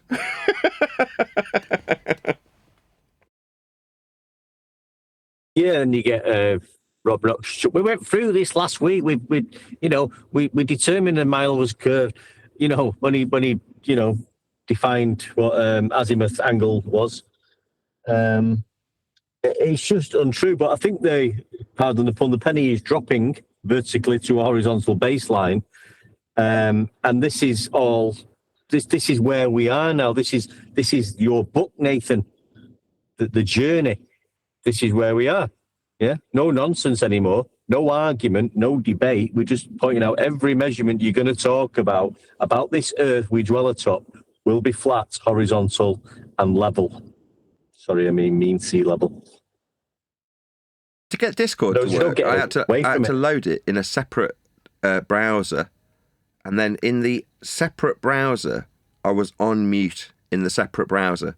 So I've loaded up my what is it? I can't remember what it's called. The Microsoft browser. I can't remember the name of it. Anybody know what the Microsoft browser is called? Safari, is it? No, that's the Apple one. Whatever the default browser is. Right. Called Edge. Edge. There we go. So it's loaded in Edge and has been since a month ago, since the last restart or update of the computer, right? It's been loading in Edge and no issues whatsoever. But today, for some reason, Edge is saying I'm off mute. And then when I go into Chrome, which is what it's now functioning in, it's on mute in Chrome, which I haven't used for about a month. Weird, huh?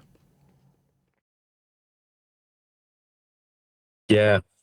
Not only that, it goes from working perfectly adequately, so they can hear me, I can hear them, my light's flashing quite happily, I've done my sound check, it all works. Suddenly I'm being told, oh, your mic's crap. No, you can hear me, I can see my light flashing, then suddenly it stops working. And I'm on mute in a completely different browser that I haven't loaded. Weirder. Listen, we're to be stopped by any means necessary. Mean, you say? Mean sea level? By any means sea level necessary, we must stop this Nathan Oakley guy. Demon. Yeah, Dawn's just a butthurt dude from many years ago. Called you Demon. And they were all friends there.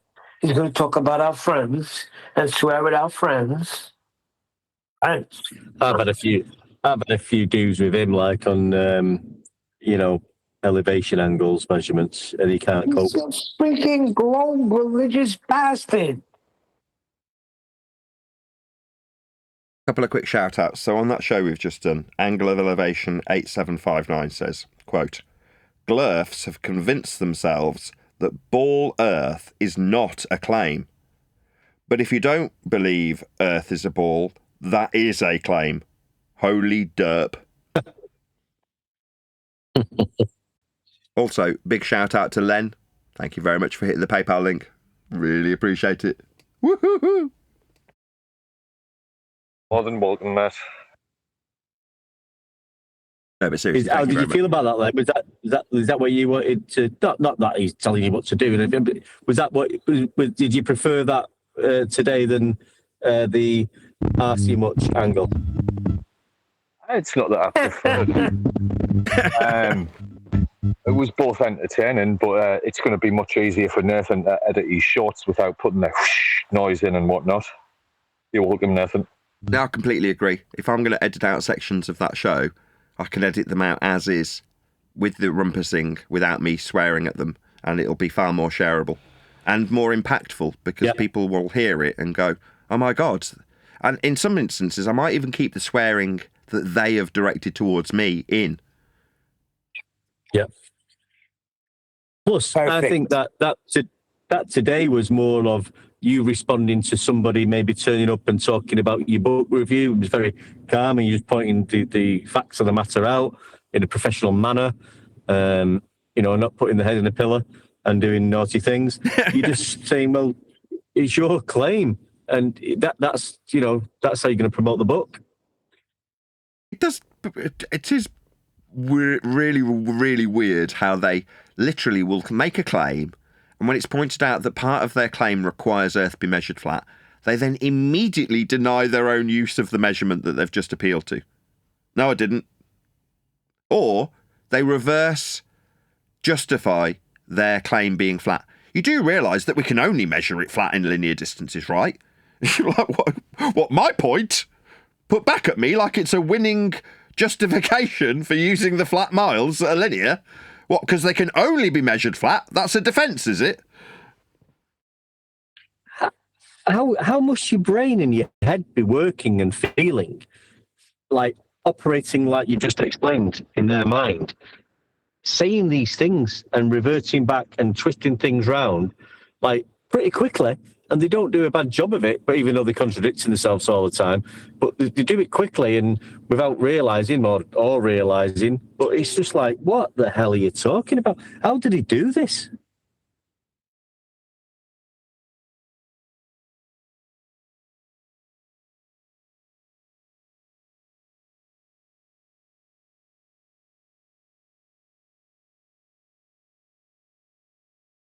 Right, I'm just going to get myself a cup of coffee here. I'll be right back.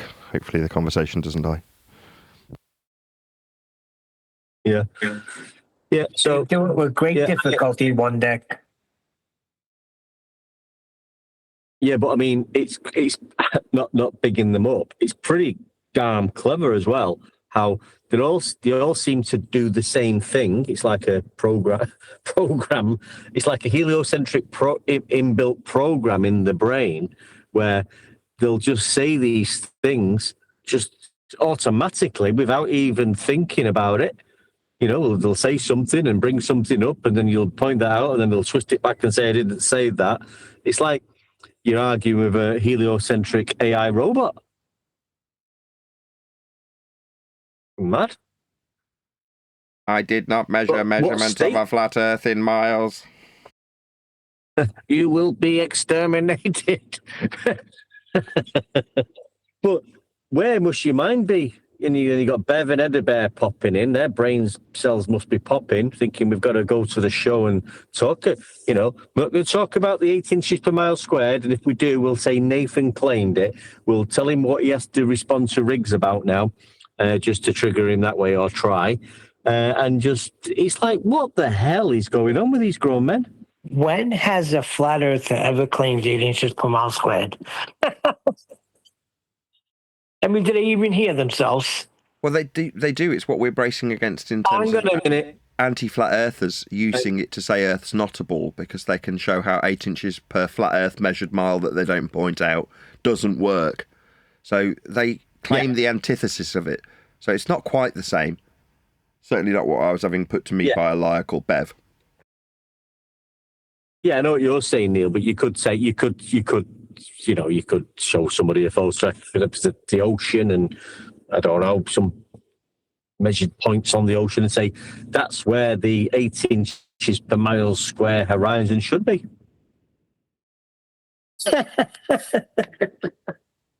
I like that all that explanation about gas pressure gradients, gas cycles, everything. You give it to them, Nathan. And the guy said, "What about the deserts?"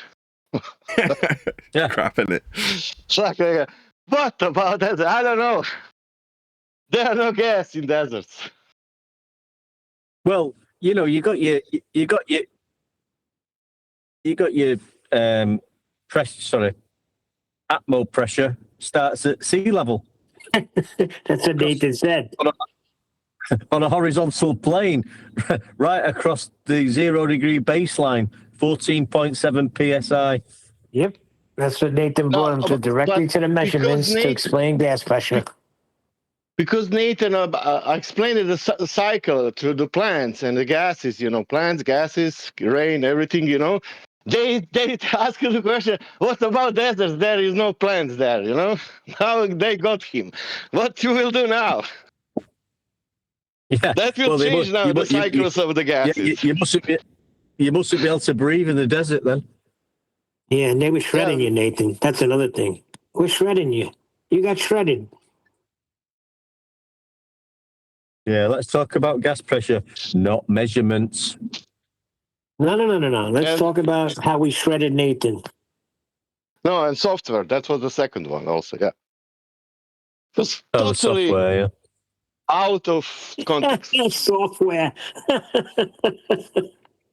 How did we get from Do you need 80 to know feet per this mile software? squared? You don't know that software. What you will do now? I got this. Wait. How did we get from linear measurements to some software?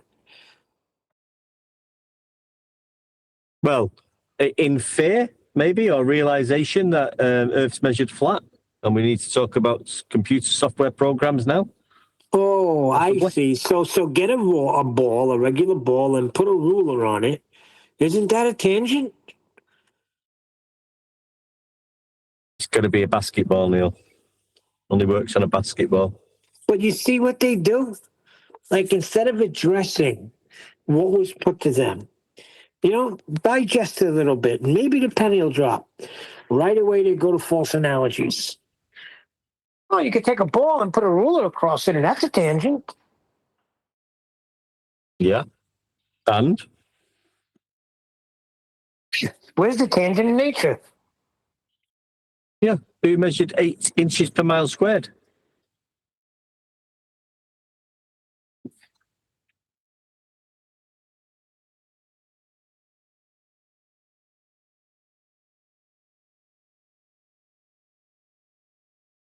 What else was he saying earlier on? There was something else as well, wasn't there?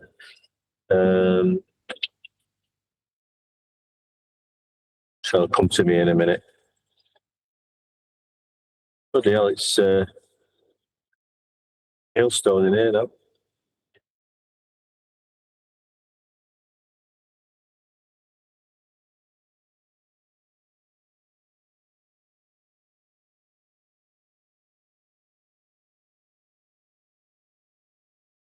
Ended up with a giant bluey.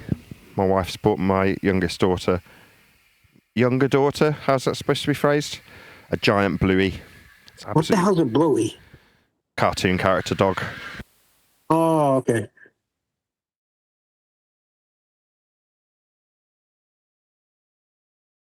Oh, okay, I get it. Yeah, every time I'm skipping through the channels looking for my sports channels, I pass something called Bluey. That must be the same thing. Yeah.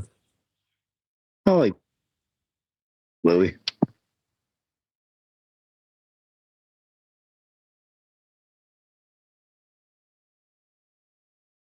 Well, they just don't get it, like the eggshells guy.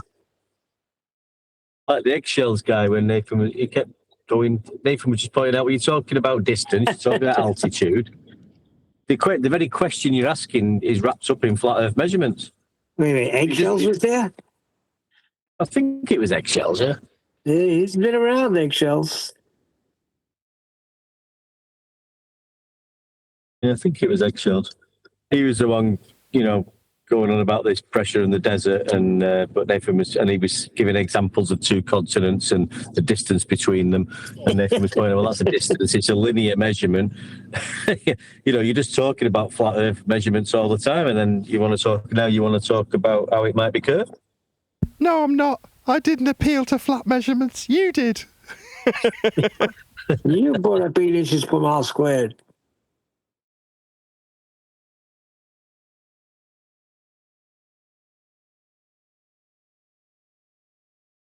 It used to be when you talked about 8 inches per mile squared, how there was no curve. Never a problem. Debate all day long. And now that we're saying 8 inches per mile squared is a flat function, right? A linear function. Oh boy. Now it's a problem. How dare you use it? It's funny because that's what they're doing, starting with triangles McKeegan when, he pointed out you've got to show the elevation profile horizontally. They seem to have no problem now saying, well, yeah, we're going to do it all horizontally. It is a linear mile. Yeah, because we have to. We realize it. But because that's just the way it's done, but it's still a ball. That's where we're at now. Oh, I know. It's easier that way. Yes. Yeah, just take some flat Earth measurements, linear miles, elevation angles, altitude from sea level, the 0 degree baseline, the master reference level, and just say, well, it's curved. Yeah, but see, that's bullshit too. Well, it's easier that way. No, it's not easier. It's the only way to do it. Not easier, essential. Yeah. I mean, if somebody had a domed shaped floor, Neil, yeah, and they lived on a dome shaped floor in their apartment, and they wanted it carpeting, would you go in and how would you measure that dome, or would you think, well, I'm not going to measure the actual curve, I'm just going to measure the squared function of the room, and that'll give me the correct measurements? I couldn't measure it unless I built up the left side of it and the right side of it to make it level. Then I could take a proper measurement.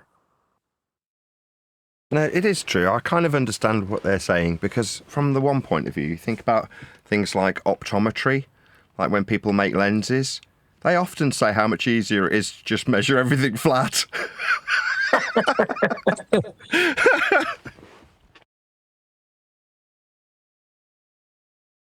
It's just easier. Just easier to measure the curve of this lens flat. It's just easier. You hear that all the time. Yeah, we're not going to measure the curvature of the Earth. We'll measure the linear mile, square it, and then we'll come up with a curve calculation. It's just unbelievable easy to do it that way. How we allowed them so long to get away with that? It's starting to piss me off. I'm not being funny though, but now, when you think about this now, it's like, it's if this is what people are sort of saying and convincing themselves of, it is definitely a psychological dilemma. They've got to be in a psychological dilemma.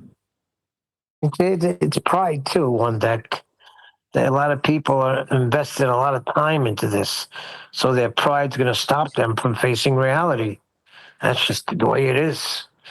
And then you got people that are going to go with consensus. Like Rob Noxious, that's what he'll tell you. There's so many other people say it's a globe. I'm going to believe you, a YouTuber.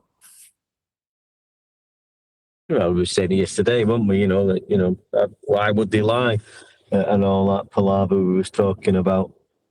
Well, it's not that they're believing us, a YouTuber. We're just demonstrating to you and showing you that the Earth's been measured flat to even have your ball. Yeah, but you're right. Yeah, but you're wrong, Neil. Not us. They're demonstrating it to us. We're not demonstrating anything. Right, and we're just repeating it back to them. Yeah, they're giving us the measurements, and we're just. We didn't say 8 inches per mile squared. You did. Yeah, that's not a curve measurement. Well, Eratosthenes. Well, that's not a curve measurement either. No. Eratosthenes, that's what I said in chat. Eratosthenes measured it flat. I mean, there's no other way around it. around it. Boom, boom.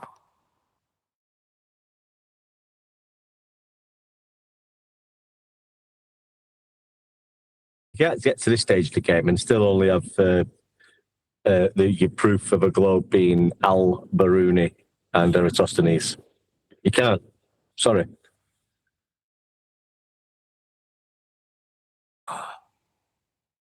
Well, satellites measure it.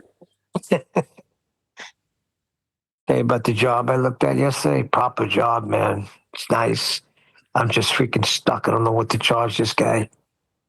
You know, I don't want to scare him away, you know, but I don't want to take a beating either. Go on. It was a nice house. The guy rents it out for, I think, $3,200 a month. It's new construction. You know, I mean, it's new. They probably excavated and built it about maybe 5 years ago. So everything is nice and clean and new. It just needs everything repainted. That's upstairs and downstairs. A couple of the walls are black upstairs, so I have to prime them a couple of times, trying to figure out how to charge this guy without scaring him away. Neil, what you need to do is phone up a decorating company, get them to give you a quote, and then you'll have a rough idea of where to go from. No, they want the address. They're up to the game there. They're like, well, what's the address? We'll send the guy. Just give them the dimensions of the room. Say, well, give me a rough estimate. I don't want you to come to my house. It's a surprise for somebody. Yeah, I'm trying to answer you. They don't. They will not come unless they'll give you, they need the address. If you give me the address, we'll come and have a look. Listen, Neil, you can put this. You don't need that. You can price it up yourself, mate. You can price it up yourself. Are you doing the work yourself? It depends. See, if I get what I want, I'll bring a couple of freaking guys in and let them go to town. Right. Well, I mean, I don't know what you chat. I know. I mean, the car you got to sell. Does he want it? Is he paying cash? Does he want VAT receipts? What's the crack? I'm not doing any material. I'm just doing labor. He's got to buy all the cement and everything. I'm just doing labor. I got to give him a straight up labor price. So now, I'm thinking back at it. I'm looking at it. I'll probably go back there again today to take a better look.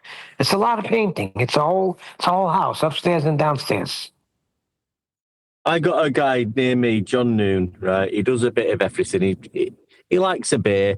He plays his pool, and he can do he's master of all. What do they call it? Master of none. He'll fit your shelves. He can hang a door. He can paint. He can do a bit of everything. He charges and he'll give you a good day. He charges about £100 a day cash. So if I got that's nothing. I couldn't do that for $100 a day.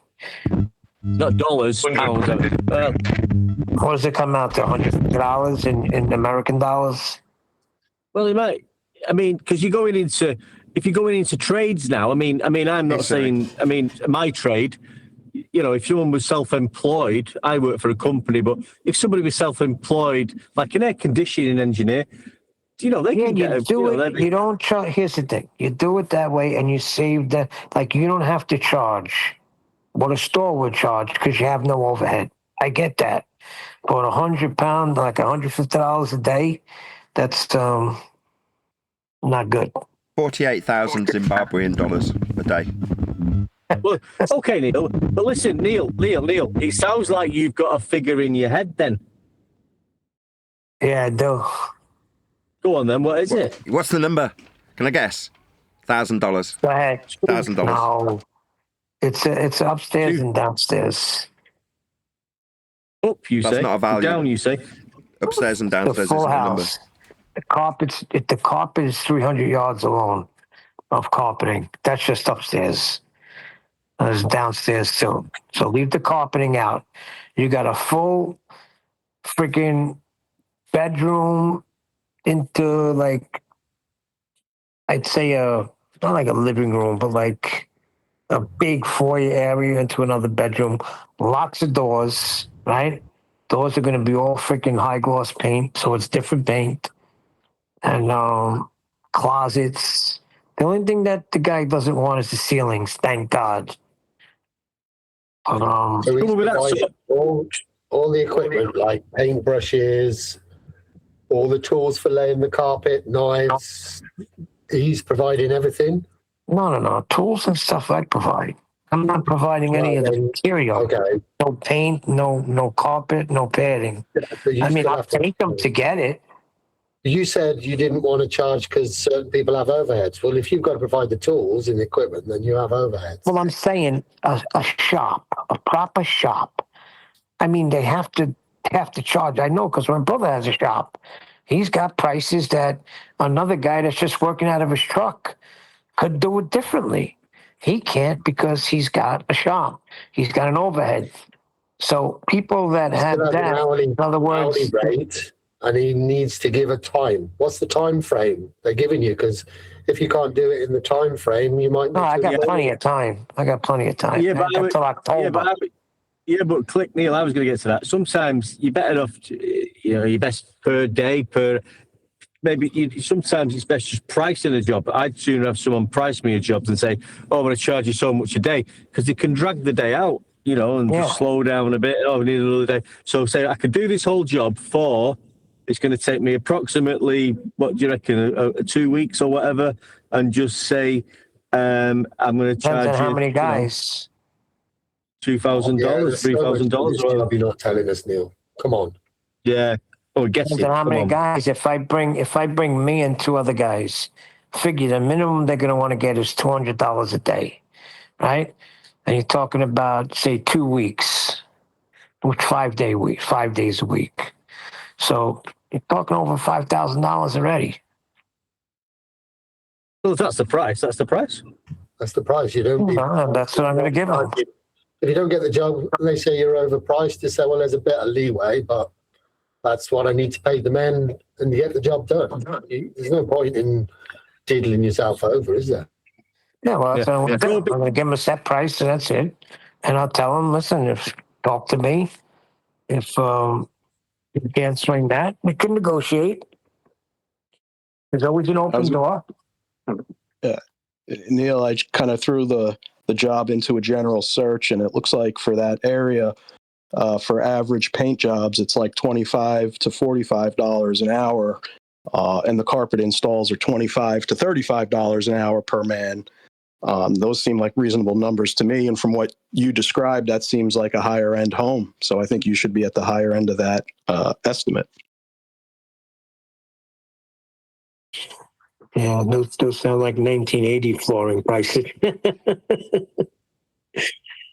Well, the daily rate, $50 an hour now. Why are you second guessing? You know exactly what to charge him. You've already got a number in your mind. Exactly. Tell him that number. You know what you're doing. Stop second guessing yourself, Neil. I'm not. I just don't want to scare him away. Okay. Alabama, you scare people away in Alabama. So lower it they by want 10%. Everything for nothing. So if you're saying $5,000, make the quote $4,500. There you go. Done. Thank you. That's just it. I'm thinking more than 5. The way I figured it out last night with 2 guys, you're talking over freaking just about $7,000 just in painting. Yeah, how much is the house worth? Well, it's a nice house. Proper house. How much money has he got? Has he loaded? This is what I'm saying. He's getting $3,200 a month to rent it. Right, well, so $3,200 would be a fair price to get it ready. What's that? $3,200 would be a nice price for him to get ready, and he's paid it himself back in a month, hasn't he? Yeah, he's probably charged more this time. That's what the last tenant was paying. Right, there we go. Now we've got a range. Hold on a second. So you've got a range. So you're saying at the high end, $7,000. At the low end, $3,500. So it sounds like you've already got a number. $5,000 is what you want to quote him. So quote him it. Yeah, that's if I got 5,000, I'd deal with that. So I got to go high him to bring me down. Well, I'd go in at $8,000, me. That one deck is shady, boy. I'd go in at $8,000 and I'd water the paint down. I always used to misprice on jobs. There's a couple of occasions where I've shafted myself. But one occasion, that's what I'm afraid of. Basically,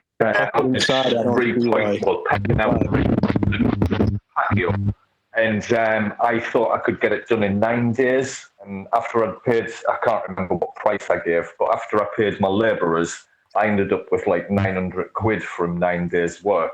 That's not good. I explained it to the client, and they give me 1,500 quid on top. Wow. Usually they don't do that shit. The thing where Neil said... Sorry, big back feed.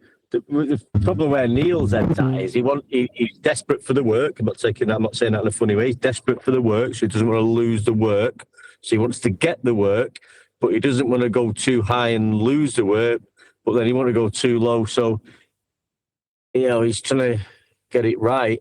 You don't want to go in. If he was busy, and he had loads of work on, you can think, well, I've got loads of work on anyway. I'm doing all right. I'm just going to throw a big number at this, and if I get it, that's fucking great. If I don't get it, I'm busy anyway. Neil's not in that situation, are you, Neil? So you've got to try and get it right. Maybe, is the guy all right? Sit down and say, look, I can do it. I can do it for this price. You get a good job, and you've said $7,000. You mentioned $7,000, so that's in your mind. Maybe just go a little bit above $7,000. Because you're going to say, if he's a businessman, he's going to try and negotiate. He will negotiate. 7,500 seems like the right price point for you, Neil. Just my personal opinion.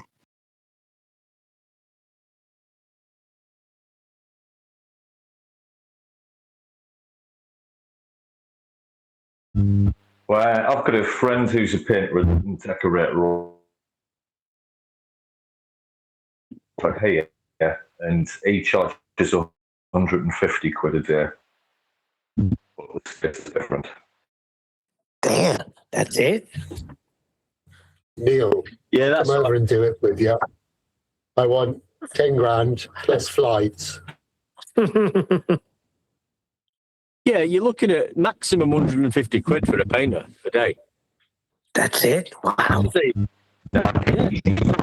No, on the lower end. He used to work for someone, and I made him go off and work by himself, and he was scared that he wouldn't find work and whatnot. But he's making more money now than he used to work.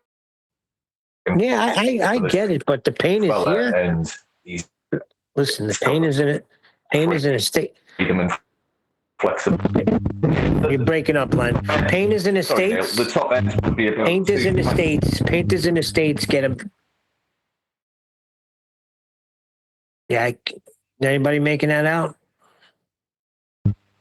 You got a horrible connection. That's a little bit broken. The painters in the States over here, it could be your lowest state. The painters are getting $350 to $450 per day.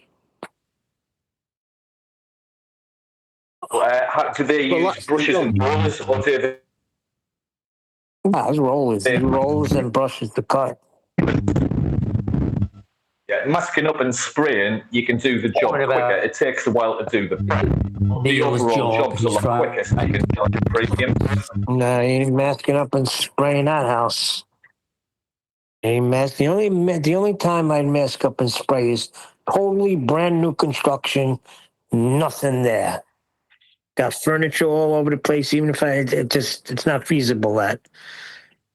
And most of the time, I'm only doing freaking spray in a huge freaking house where it's residential, but you treat it like a commercial because it's new construction, or office spaces. That's the only thing I'll spray. And there's so much that goes into the freaking spray and shit. By the time you're done, you're better off having 3-4 guys with rollers just roll away.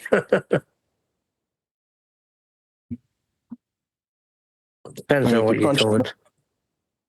Like you see, I sent you some pictures, Len. You know what it looks like. You're talking $40 an hour, $120 a day. I don't know if that sounds reasonable to you. $3,200 a man for a 10-day job. If it's you and your son, $6,400. You're quoting him $75. It sounds like you're doing okay.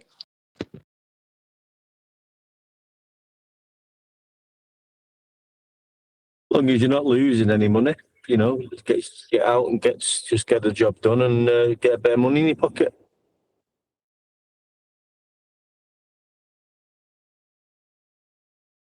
Yeah, Neil, if a dickhead gardener like me's charging 200 quid a day, you want a bit more for fucking adding value to a property, painting and decorating.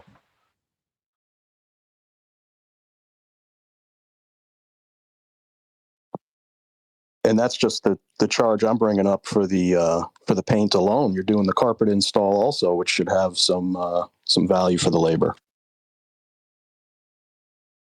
Sometimes put the bedroom in Master B. Sometimes if you go with a big price, though, it's like, wow, this guy knows what he's on about. Big property, want it right, it's going to look good.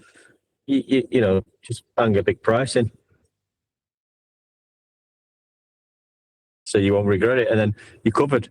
You can take your time on it, you get it right.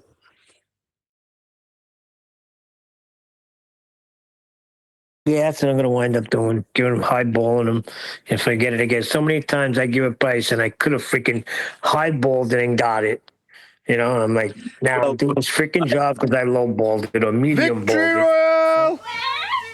Take a look at the room I put in Master B. Look how dark those walls are. In certain areas, I got to go over black walls.